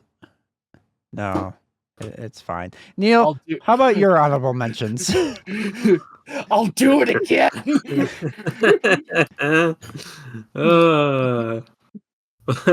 Well, the fun thing is, 2 of my mentions have already been mentioned. Metroid Prime. Yeah. That one was one that was definitely competing for being in the top 5. I also want to say Ratchet 2. Might have put that higher if it wasn't a game that I've played long ago. Fair. But absolutely needs mentioning because very good game. And had to put at least one of the Discord stream games that I did at the beginning of this year on our TOGP, That One Game Me podcast official Discord server, which, of course, I'm going with Super Mario 63 because that was my favorite Flash game of all time. I had a lot of fun revisiting it. I did too, revisiting it with you. Yeah, it was pretty good. Yeah. But yeah, that's it. I only have those 3. Colin, do your honorable mentions. I got a few. The first one is the last game in my top 5 of 2024 list. So this is the last. So because obviously my number 1 game did not technically. We'll get to it anyway. So my top 5 games of 2024 that released that year ends with this game, and that game is Stellar Blade. I have been looking forward to this game for several years. I think they announced it with the PlayStation 5 announcement, and it just finally came out this year. And it didn't disappoint at all. The game has a phenomenal soundtrack. The gameplay is tight and it's fun and it's challenging, but it's not overly challenging. Like, I would call it almost a Souls light in a way, in that it definitely has that formula at times, but it's a lot more of a character action twist on it, where you're a lot more combo based and you have special abilities and stuff that you can use rather than just like being a strictly like weapon and armor type build of a classic Dark Souls, with like maybe your build includes magic, so you have skills and stuff like that. But Yeah, it's much more of a character action game crossed with a Souls game that is like a straight Souls like. So that's why I kind of call it like a Souls light. And there's a lot of through the upgrading your skill tree, there's a lot of ways that you can make the difficulty a little bit less for you still. Like you can increase the timing of your parry windows and your perfect dodging windows and stuff. So that way it makes it a lot easier to get those perfect dodges and parries and stuff. So that way you're getting bonus damage in on enemies and wearing down their, I think it was their will or something to stagger them. That game was incredible. Like the story was incredibly predictable and wasn't much to write home about. Like that's the main critique that a lot of people have about it was the story was a little bit underwhelming, but the gameplay itself was so good that it just made up for all of that. Honestly, it's like the story could not hold back how good the action was in this game. And then the soundtrack was also phenomenal. I mean, I've shared a song in one of our music episodes that we did. Like, it's all so good. So good. I loved Stellar Blade. It only took me 16 hours to beat it, too. It wasn't too bad. Not too bad either. Yeah. Yeah, I mean, it could have gone longer. There's a lot of side quests that I didn't do because I had found out very early on that the side quests weren't that rewarding anyway. So I was like, yeah, it's just kind of your average, like, go here, do the thing, come back and tell the guy you did the thing type of side quest, and the rewards weren't really super worthwhile. So I was like, okay, well, I can then I can skip these and not feel bad about it and just focus on the parts of the game that I do like because optional content is not bloat. If you don't want to do it, don't do it. So I didn't do it. Anyway, next honorable mention is Para Games. It goes to Kingdom Hearts 2 and Kingdom Hearts Birth by Sleep. I played through both of those streamed in the TOGP Discord last year, and they are respectively the top of my list for my favorite Kingdom Hearts games so far. Like, both of them had some pretty annoying boss fights. Birth by Sleep more so than Kingdom Hearts 2. But they were both phenomenal. I love the stories and the characters. I love the characters and story, especially in Birth by Sleep. Just that trio is so good. Well, except for Terra. He's kind of a dunce, but that's beside the point. Aqua is best girl. She's the best girl in the whole series. I don't care. Fight me. But she's incredibly fun to play as well. And I loved it so much that even after I failed to complete the final episode on stream, I decided to go back and grind on my own time to level up Aqua to go back and complete the final episode as a little bit of a surprise to the folks on the Discord that were maybe a little disappointed I didn't get to finish the final episode on stream. So that was fun. I love that game. Looking forward to starting, I think Dream Drop Distance is the next game in the series that I gotta play. Yes. DDD. King DDD. Coming up this Thursday, as of this episode going live, we're going to be watching Kingdom Hearts Recoded, the movie. And then the following week, I'll be starting Dream Drop Distance, and I'm looking forward to that because more Kingdom Hearts is good stuff. And my final honorable mention before we get on to our number one games is a game I started very, very late in the year. And it's not one that I've beaten, and you'll know why once I say what the name of the game is, but it's something I've wanted to play for a very, very long time, and finally decided that 2025 was going to be the year. And I started it over the holidays. Final Fantasy XI. 20-year-old MMORPG. And I love it to death. It is very janky. It is very old. It does not tell you anything, basically. It expects you to, like, it's what... Lucas, back when you mentioned EverQuest, it was like basically designed kind of like with EverQuest in mind. Like it was designed to be like a Japanese EverQuest in a way, where it was like it's very much like very like community focused. Like you're expected to like reach out to other players if you're like trying to figure out where to go and stuff. It was like that was the design philosophy around it. It's designed to be like just a giant, vast adventure where like yes, there's story that you can play through, and I've heard like the expansions have a phenomenal story within them and stuff. But it's very, very like what's the word? Oh, ambiguous. It doesn't tell the player a lot. And so like basically it's made my second monitor very, very useful. Because I basically had a walkthrough wiki up the entire time on my second monitor as I'm playing it, that I just kind of flipped through and followed along. And anytime I was stuck on something, I would like look it up and figure out what to do for a specific quest and all that. But I've been enjoying it a lot so far. Like I think I put 20, 25 hours in maybe so far. So not a lot. I'm most of the way through the base game story now, which isn't really that long, really. Like a lot of the time that you spend in the early game is just leveling up, not so much like doing the story and stuff. You're just kind of running. Like that's basically all I've been doing for the majority of my playtime is running around beating stuff up. Yeah. But I knew this game was going to be old. Yes. Obviously. Like so I really approached it with that in mind, with my expectations kind of tempered, that like I knew there were going to be a lot of hurdles that I was going to have to kind of get through and get over in order to like find enjoyment in it. But I found as soon as I started playing and got acclimated to how the game works, it's like I just have just really been enjoying it so far.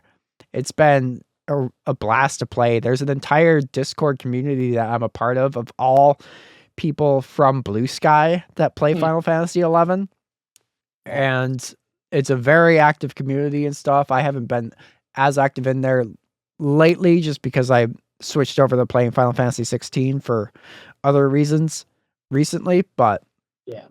But I'm loving 11 so far. I can't wait to get to the actual expansion storylines where some of the story gets really good, because there's already some threads that I'm pulling at that are really, really engaging, that I'm looking forward to seeing how they pay off. Yeah. And I'm excited to get into it too, because, I committed to, I'm going to play this game. It's good. You just have to understand that it's 20 years old and it was designed before World of Warcraft came in and revolutionized the MMO genre with a ton of like modernizations and quality of life stuff. Like it doesn't have that. It came out before WoW. And that's okay. That doesn't mean it's a bad game. It's just old. Yeah. Like Phantasy Star Online. Yeah. Yeah. And actually playing this game, there's a lot of things playing this game that kind of reminded me of PSO in a way. Excellent. Okay. Like there's some things in this game that do remind me a little bit of PSO. But it's really cool though. Like the game just drops, you make your character and then you just drop in the world and like it says, "Okay, figure it out." And then that's where the guide comes in, of course. But like the world is huge and there's just so much to explore. It's a very exploration based game. Like all of the zones are really, really big.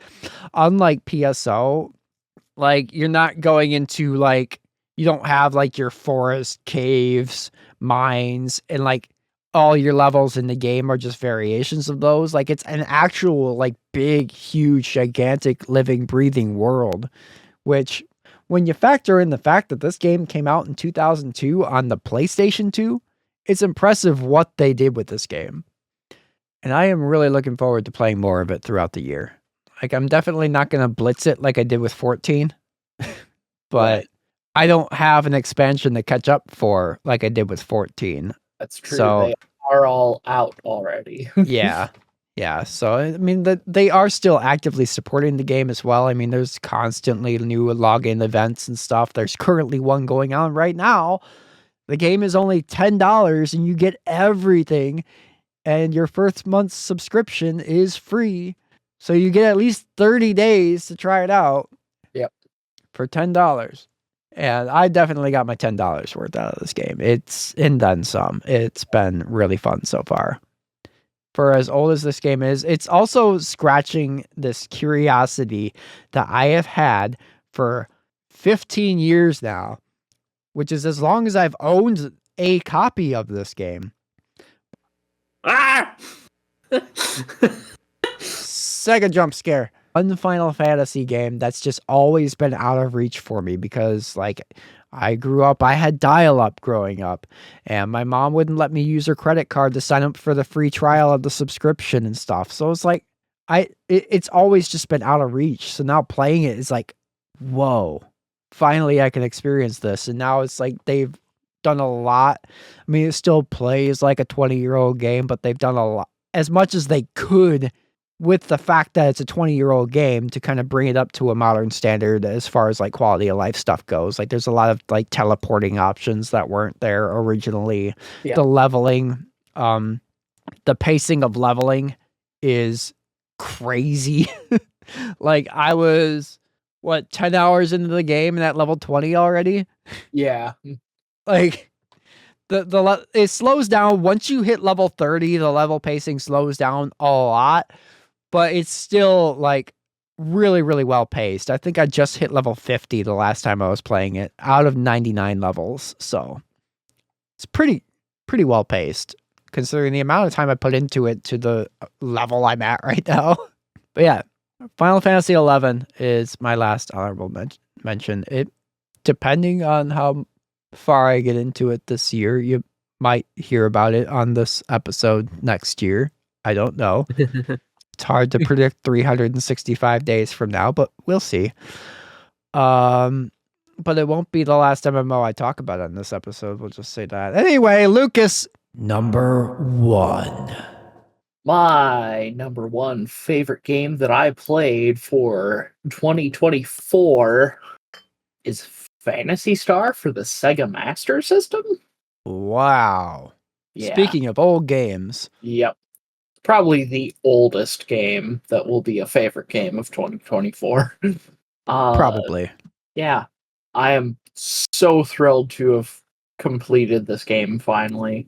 I've attempted it several times, and kind of after doing like that one game on Final Fantasy back in our very first year, it kind of got me back into playing RPGs in general, and figured if I could get through that, which I remind you, I played the NES version, which did not have quality of life things such as MP recovery items. I figured I could probably make it through Phantasy Star, and you know what? I sure did. Nice. And I sorry, Final Fantasy fans, but I think Phantasy Star is a better game than Final Fantasy 1. I mean, it's not hard to beat NES Final Fantasy. Right, but it's a low bar. It's great for its time, but it's not its time anymore. It is a low bar, but I also did play some of the Game Boy Advance version as well to get a feeling of that. I still think it's better. Yeah, I think Phantasy Star is more story based than the original Final Fantasy is. I would say so.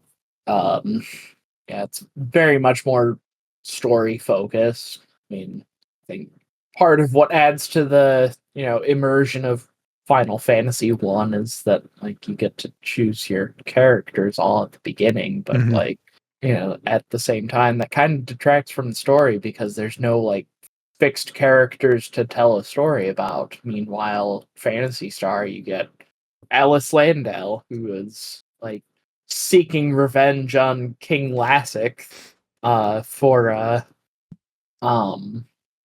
having his guards kill her brother right in front of her. And then you come across Meow as a companion to Odin who is trying to kill Medusa, and then you get to meet Odin himself, who looks an awful lot like Duke Nukem. Nuke Dukem. Yep. And then at the bequest of the governor of Mortavia, yeah, you get Noah. It's actually named Lutz, and they changed it for no real reason in the English localization. Um, yeah, simply at the bequest of the governor, like he joins their party. But you know, it's because of Alice's opposition to King Lassic, the ruler of the Algol system, that this whole thing is happening. And then, of course, you later discover that there was another being pulling the strings behind King Lassic. And by that I mean Dark Falls, because Dark Falls is the final boss of every Phantasy Star game. Whether it's offline, online, universe, zero, online 2, a lot of them in online 2. Yeah, it's overall favorite game that I played for 2024, and like honestly up there is one of my favorite RPGs that I have played in general. It's really good. And I don't know if that sale is still going on right now, but like you could get Phantasy Star as like part of the Sega Ages collection on the Switch for, is it like $3 or something like that? And it includes some quality of life changes like more experience, more Masada drops. Kind of eliminates some of the like Final Fantasy 1-esque jank of the superior game that was literally released the day after Final Fantasy 1 released. But yeah, definitely go check that game out. It is like one of the best RPGs I have ever played, and that's saying a lot from someone who is not generally the RPG person. Yeah, you just reminded me that that was one of the games I had on my list that I wanted to stream on Twitch this year. You should do that. So that might happen sooner than you think. All right. As in, after I finish the current game I'm streaming. Hell Soon. yeah. Oh, hell yeah. I do love a play Phantasy Star.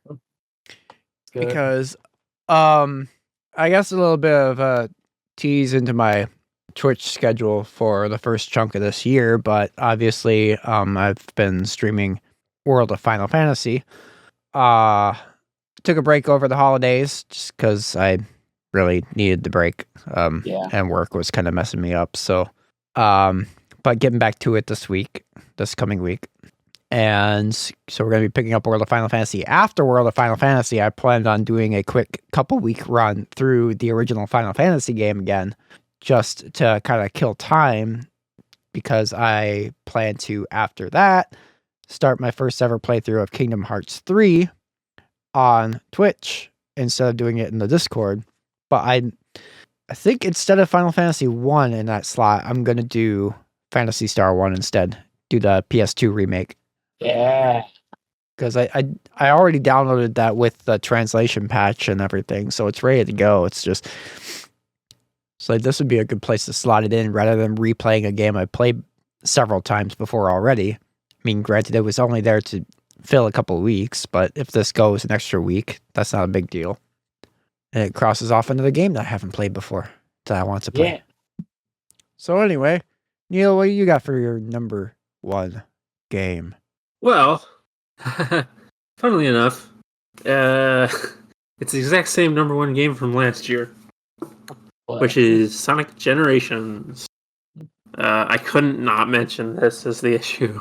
I pretty much spent the whole year, whenever I'd finish that one game, go back to Sonic Generations. I've been talking about it in what we've played all year. This game is fantastic. Like I've said previously, modern stage is great. Really good classic stages as well. Not Sonic Mania level, but in 2011, that wasn't a thing to compare to. what we had to compare to at that time was Sonic 4. So Sonic Generations was pretty good in its time with its classic stages. But also, I actually have finished playing the game. I have not beaten it. I had gotten to a point where I was just banging my head on the wall with the penultimate boss, the boss for the modern era, which is the Egg Dragoon from Sonic Unleashed. And I believe it's an 8-hit boss, but it's got a million phases, and it takes a while. And I kept getting every once in a while I'd get like to hit 6 maybe, and then I'd be out of rings and die. Certain phases don't come up until you're far enough into the boss, so like you can't practice them unless you do really good. And so like I could get to the farther later phases, but then I'd die, and then I'd be stuck getting through the earlier phases and die earlier on to the boss. So eventually I was like, all right, if I beat Egg Dragoon, what is it that I get? And is it worth it? And the answer to that is Super Sonic and the final boss of the game, which is the Time Eater. And the Time Eater is notorious as the worst part of Sonic Generations. And I have played it way back when the game came out. A friend of mine's had the game and had not beaten it, but we finished it off and then beat the Time Eater, and it's not a lot of fun. Strangely enough, this isn't in the game at all otherwise, but all your friends show up and start doing the thing where like your friends talk while the stage is going on and are very annoying. Yes. Yeah. So yeah, that is not the best final boss in a Sonic game. And Super Sonic, although is kind of fun as a novelty, isn't actually mechanically all that great. Because it just gives you infinite boost and you're invulnerable. So it kind of isn't the most fun way to play Sonic Generations, because part of the cool part of Generations and the modern boost formula was keeping your boost gauge up. So just having infinite boost isn't all that rewarding. It's definitely fun to like blast through one of the stages once or twice, but you're not going to get a ton out of it. But yeah, so I ended up stopping on after Egg Dragoon, but I can't like count that against this game too much, because like I've been saying, I would turn on Sonic Generations and be like, all right, I got to beat this one stage or boss. And I'd be like, well, just to gain some extra lives, I'll go play Green Hill Zone or Rooftop Run or Speed Hideaway or Chemical Plant. These other stages are so fun, absolutely amazingly replayable. Peak Sonic. Sonic. At least 3D Sonic. I'll say that. But yeah, I have now moved on to Sonic Unleashed for the PS3. It's weird because all the buttons are all over the place in different in different spots. Homing attack is on the same button as boost, which is weird, but still getting used to that. Maybe that'll be my number one next year. We'll see. Unleash the Hedgehog. Unleash the Hedgehog. Yeah, I haven't gotten into Werehog gameplay yet, so that should be interesting. Yeah. But I've rambled on about this long enough, and I've been talking about it all year, so I'm going to flip it over to Colin. What is your number one? So speaking of the games we've been talking about all year, you guys know what it is. Uh-huh. I'm sure at least one person listening to this knows what it is. Final Fantasy 14. Not only my favorite game I played last year, it's the game I put the most time into by a very large margin last year. I think last year alone, I put well in the ballpark of 400 plus hours into that game. Putting my current playtime on this character, my main character, at over 500 hours, closing in on 600 hours now. And I mean, I played other character, like I had a side character that I made, and I have another side character that I made and stuff. So I put time into it that's not just on this character as well. But anyway, this game, I finally just decided to surrender to it last year and got full on obsessed with it. It was really funny how it all came together because famously, after I finished Final Fantasy VII Rebirth, spending 91 hours on that game, I was like in a spot where I was like, I don't know if I want to play another long game right now. And like, I started up like 3 or 4 different games and just none of them felt right to me after finishing Rebirth. And then I just jokingly was like, well, I could reinstall 14 on my Steam Deck and just goof around in that. And the rest is history. That was all I played for 4 months, with only taking breaks to do like things for podcasts, essentially. Like, but I played through, I was like probably like 3 or 4 hours into Heaven's Word when I started last year. Yep. And I played all the way through Heaven's Word, all the way through Stormblood, all the way through Shadowbringers, all the way through Endwalker. I finished Endwalker like 2 days before early access for Dawn Trail started. And then I played all the way through Dawn Trail. Yep.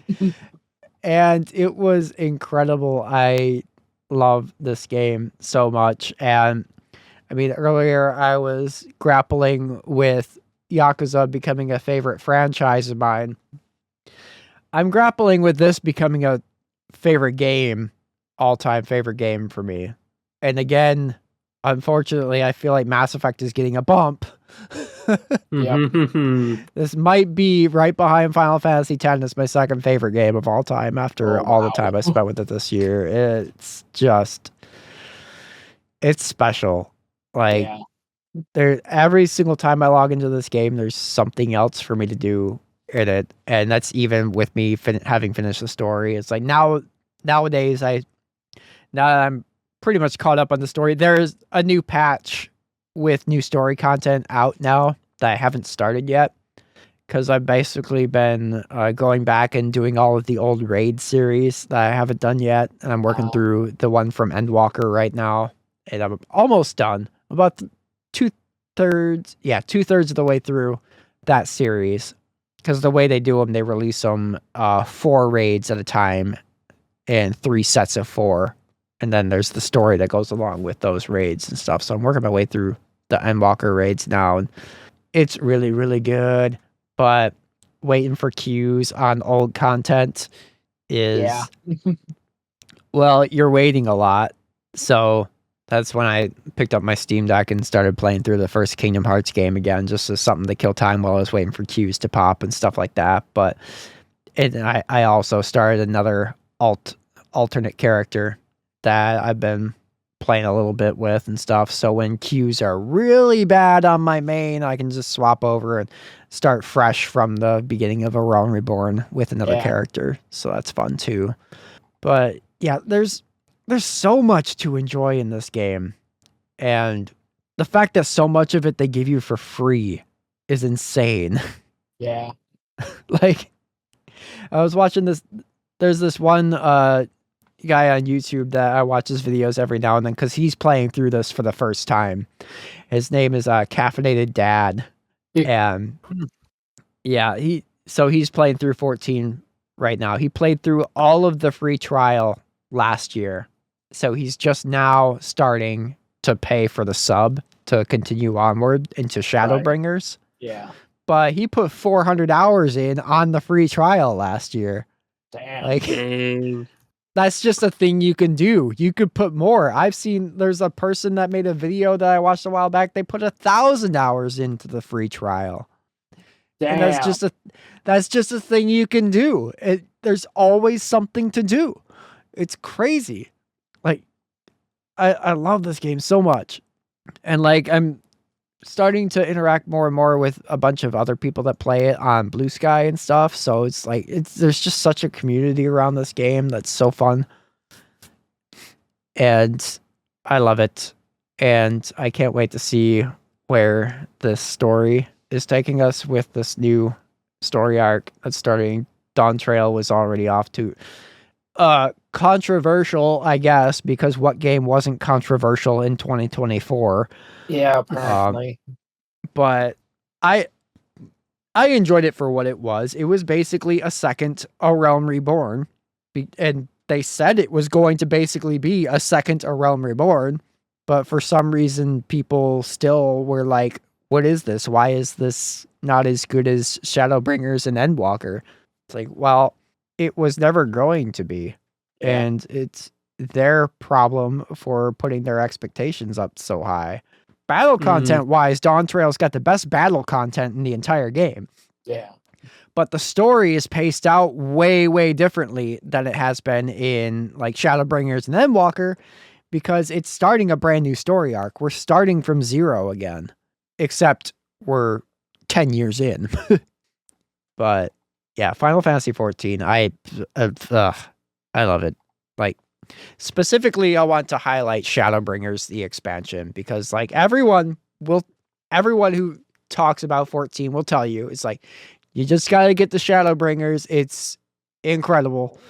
And well, yeah, it lived up to the hype and then some. I think like Emmett Selk is one of my favorite villains in any game ever. And he, for me at least, I think he's better than Sephiroth and Kefka as far as Final Fantasy villains go. He's just way, way more compelling. Kefka is great just because he's that maniacal, like, there's no good in this guy. He is just like pure evil kind of villain. Yeah. And Sephiroth is cool because he's Sephiroth. He's a badass with a ridiculously long sword. And like just the character design in general is very, very good. But I think Emmett Selk as a developed character alongside being a villain is the best that this franchise has ever seen. Yeah. He is so good. But yeah, I'm sure we all expected me to say Final Fantasy 14 for my top game. But if you didn't, surprise, is my favorite game last year. Every moment I spent in this game, I loved. Maybe someday I should play it. I think you should. I mean, it'd You've be only been trying to get me to play it for what, like a decade? 10 now? years. Yeah. Well, I think it And was then- about 2017. I think Something 2017 was the last time that I really like. I mean, I never made it past A Realm Reborn until just like 2023 was when I beat it for the first time. But no, it was 2020 when was the last time I was trying to get you to play it. Yep. Because that was when the free trial expanded to include Heavensward for the first time. Yeah. So I made a new character. And then you accidentally said the phrase, try the benchmark to see if your computer can run it. Yeah. No. Yeah. Yep. Don't say the B word around Lucas. Yeah. Rule number 1. Yep. It's like walk for a dog. Yeah. Yeah. Yep. But you know what?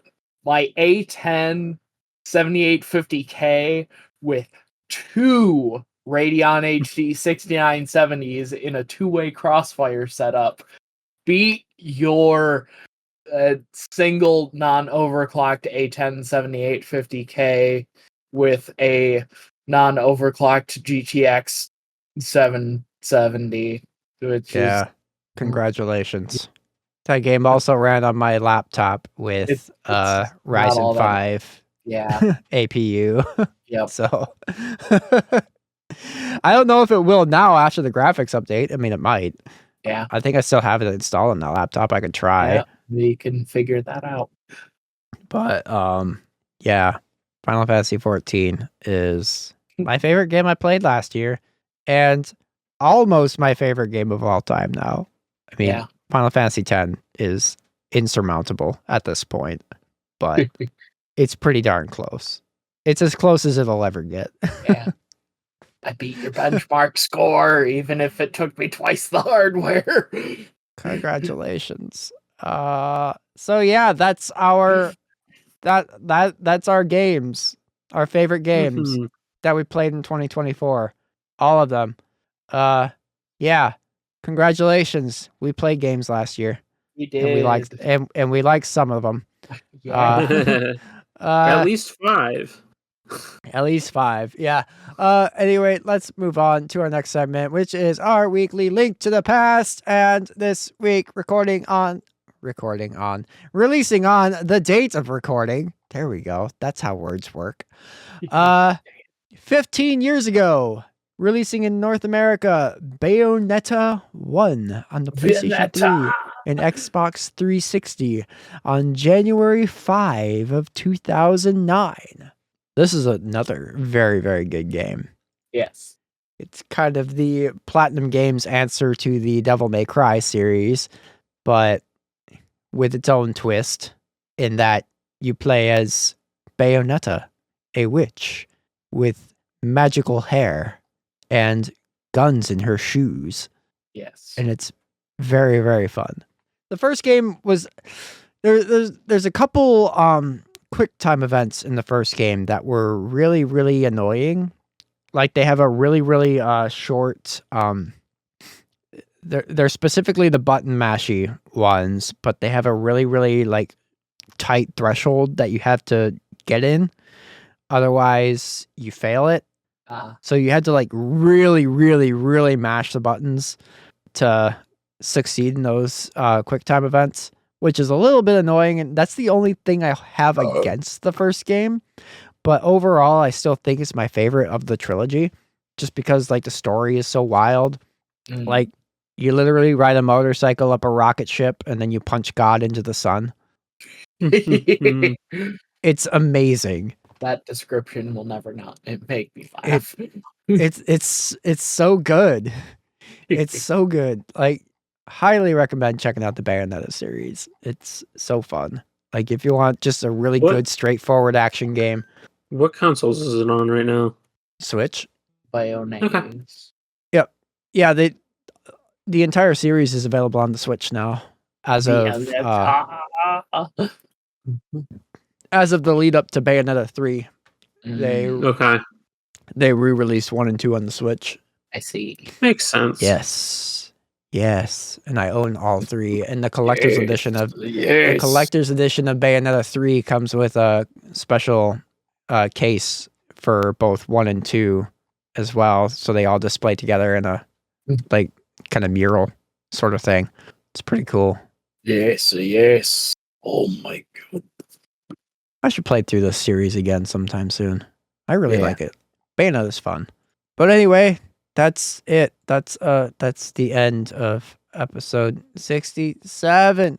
Lucas, where can they find you outside the podcast?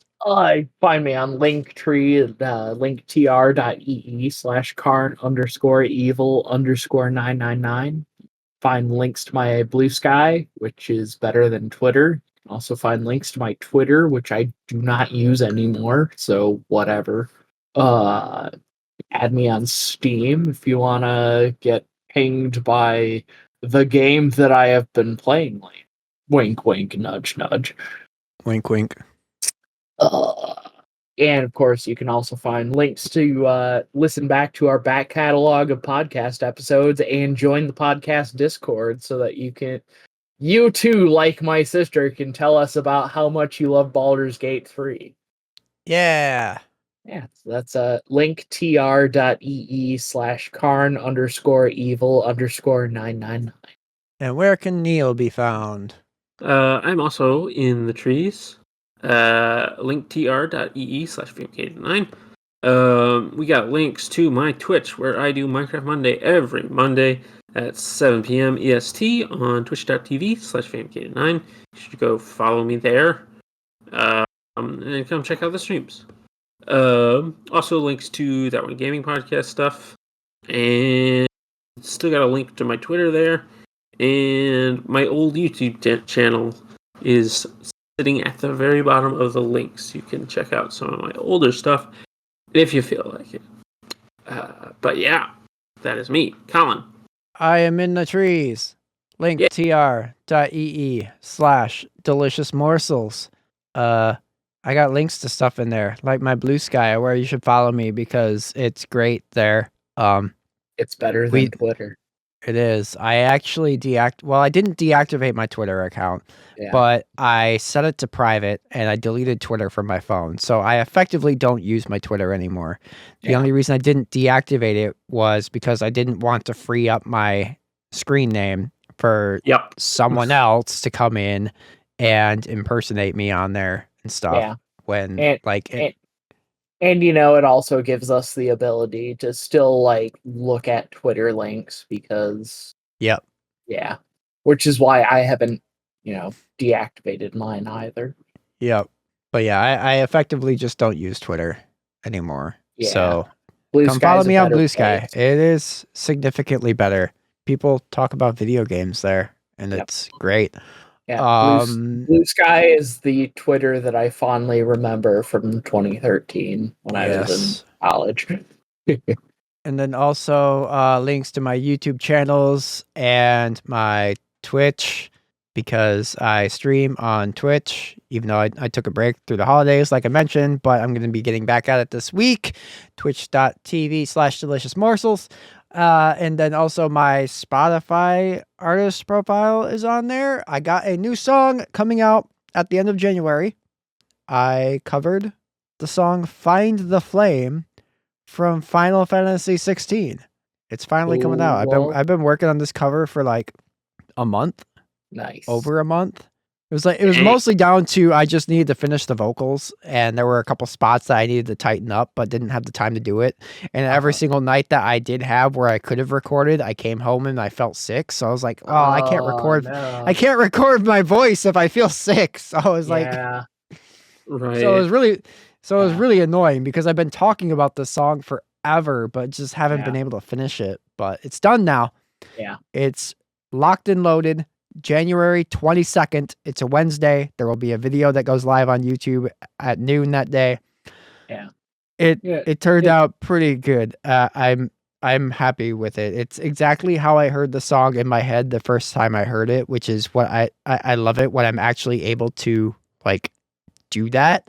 Because not every time I sit down to cover a song, it's like it doesn't always like happen in my head beforehand. A lot of times it's just like I just sit down, start writing and see where it goes.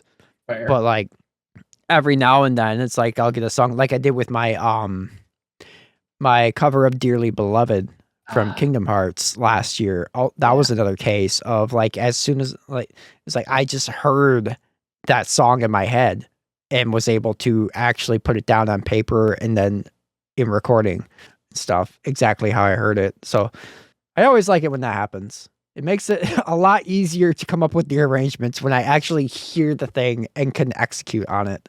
Yeah. And then there's always like, and it's not always just a case of being able to hear it also. It's like, can I physically execute on this as well? Like, because there's a lot of times also where, yes, I hear something in my head, but I don't know how to translate that to paper. So that always like gets in the way sometimes.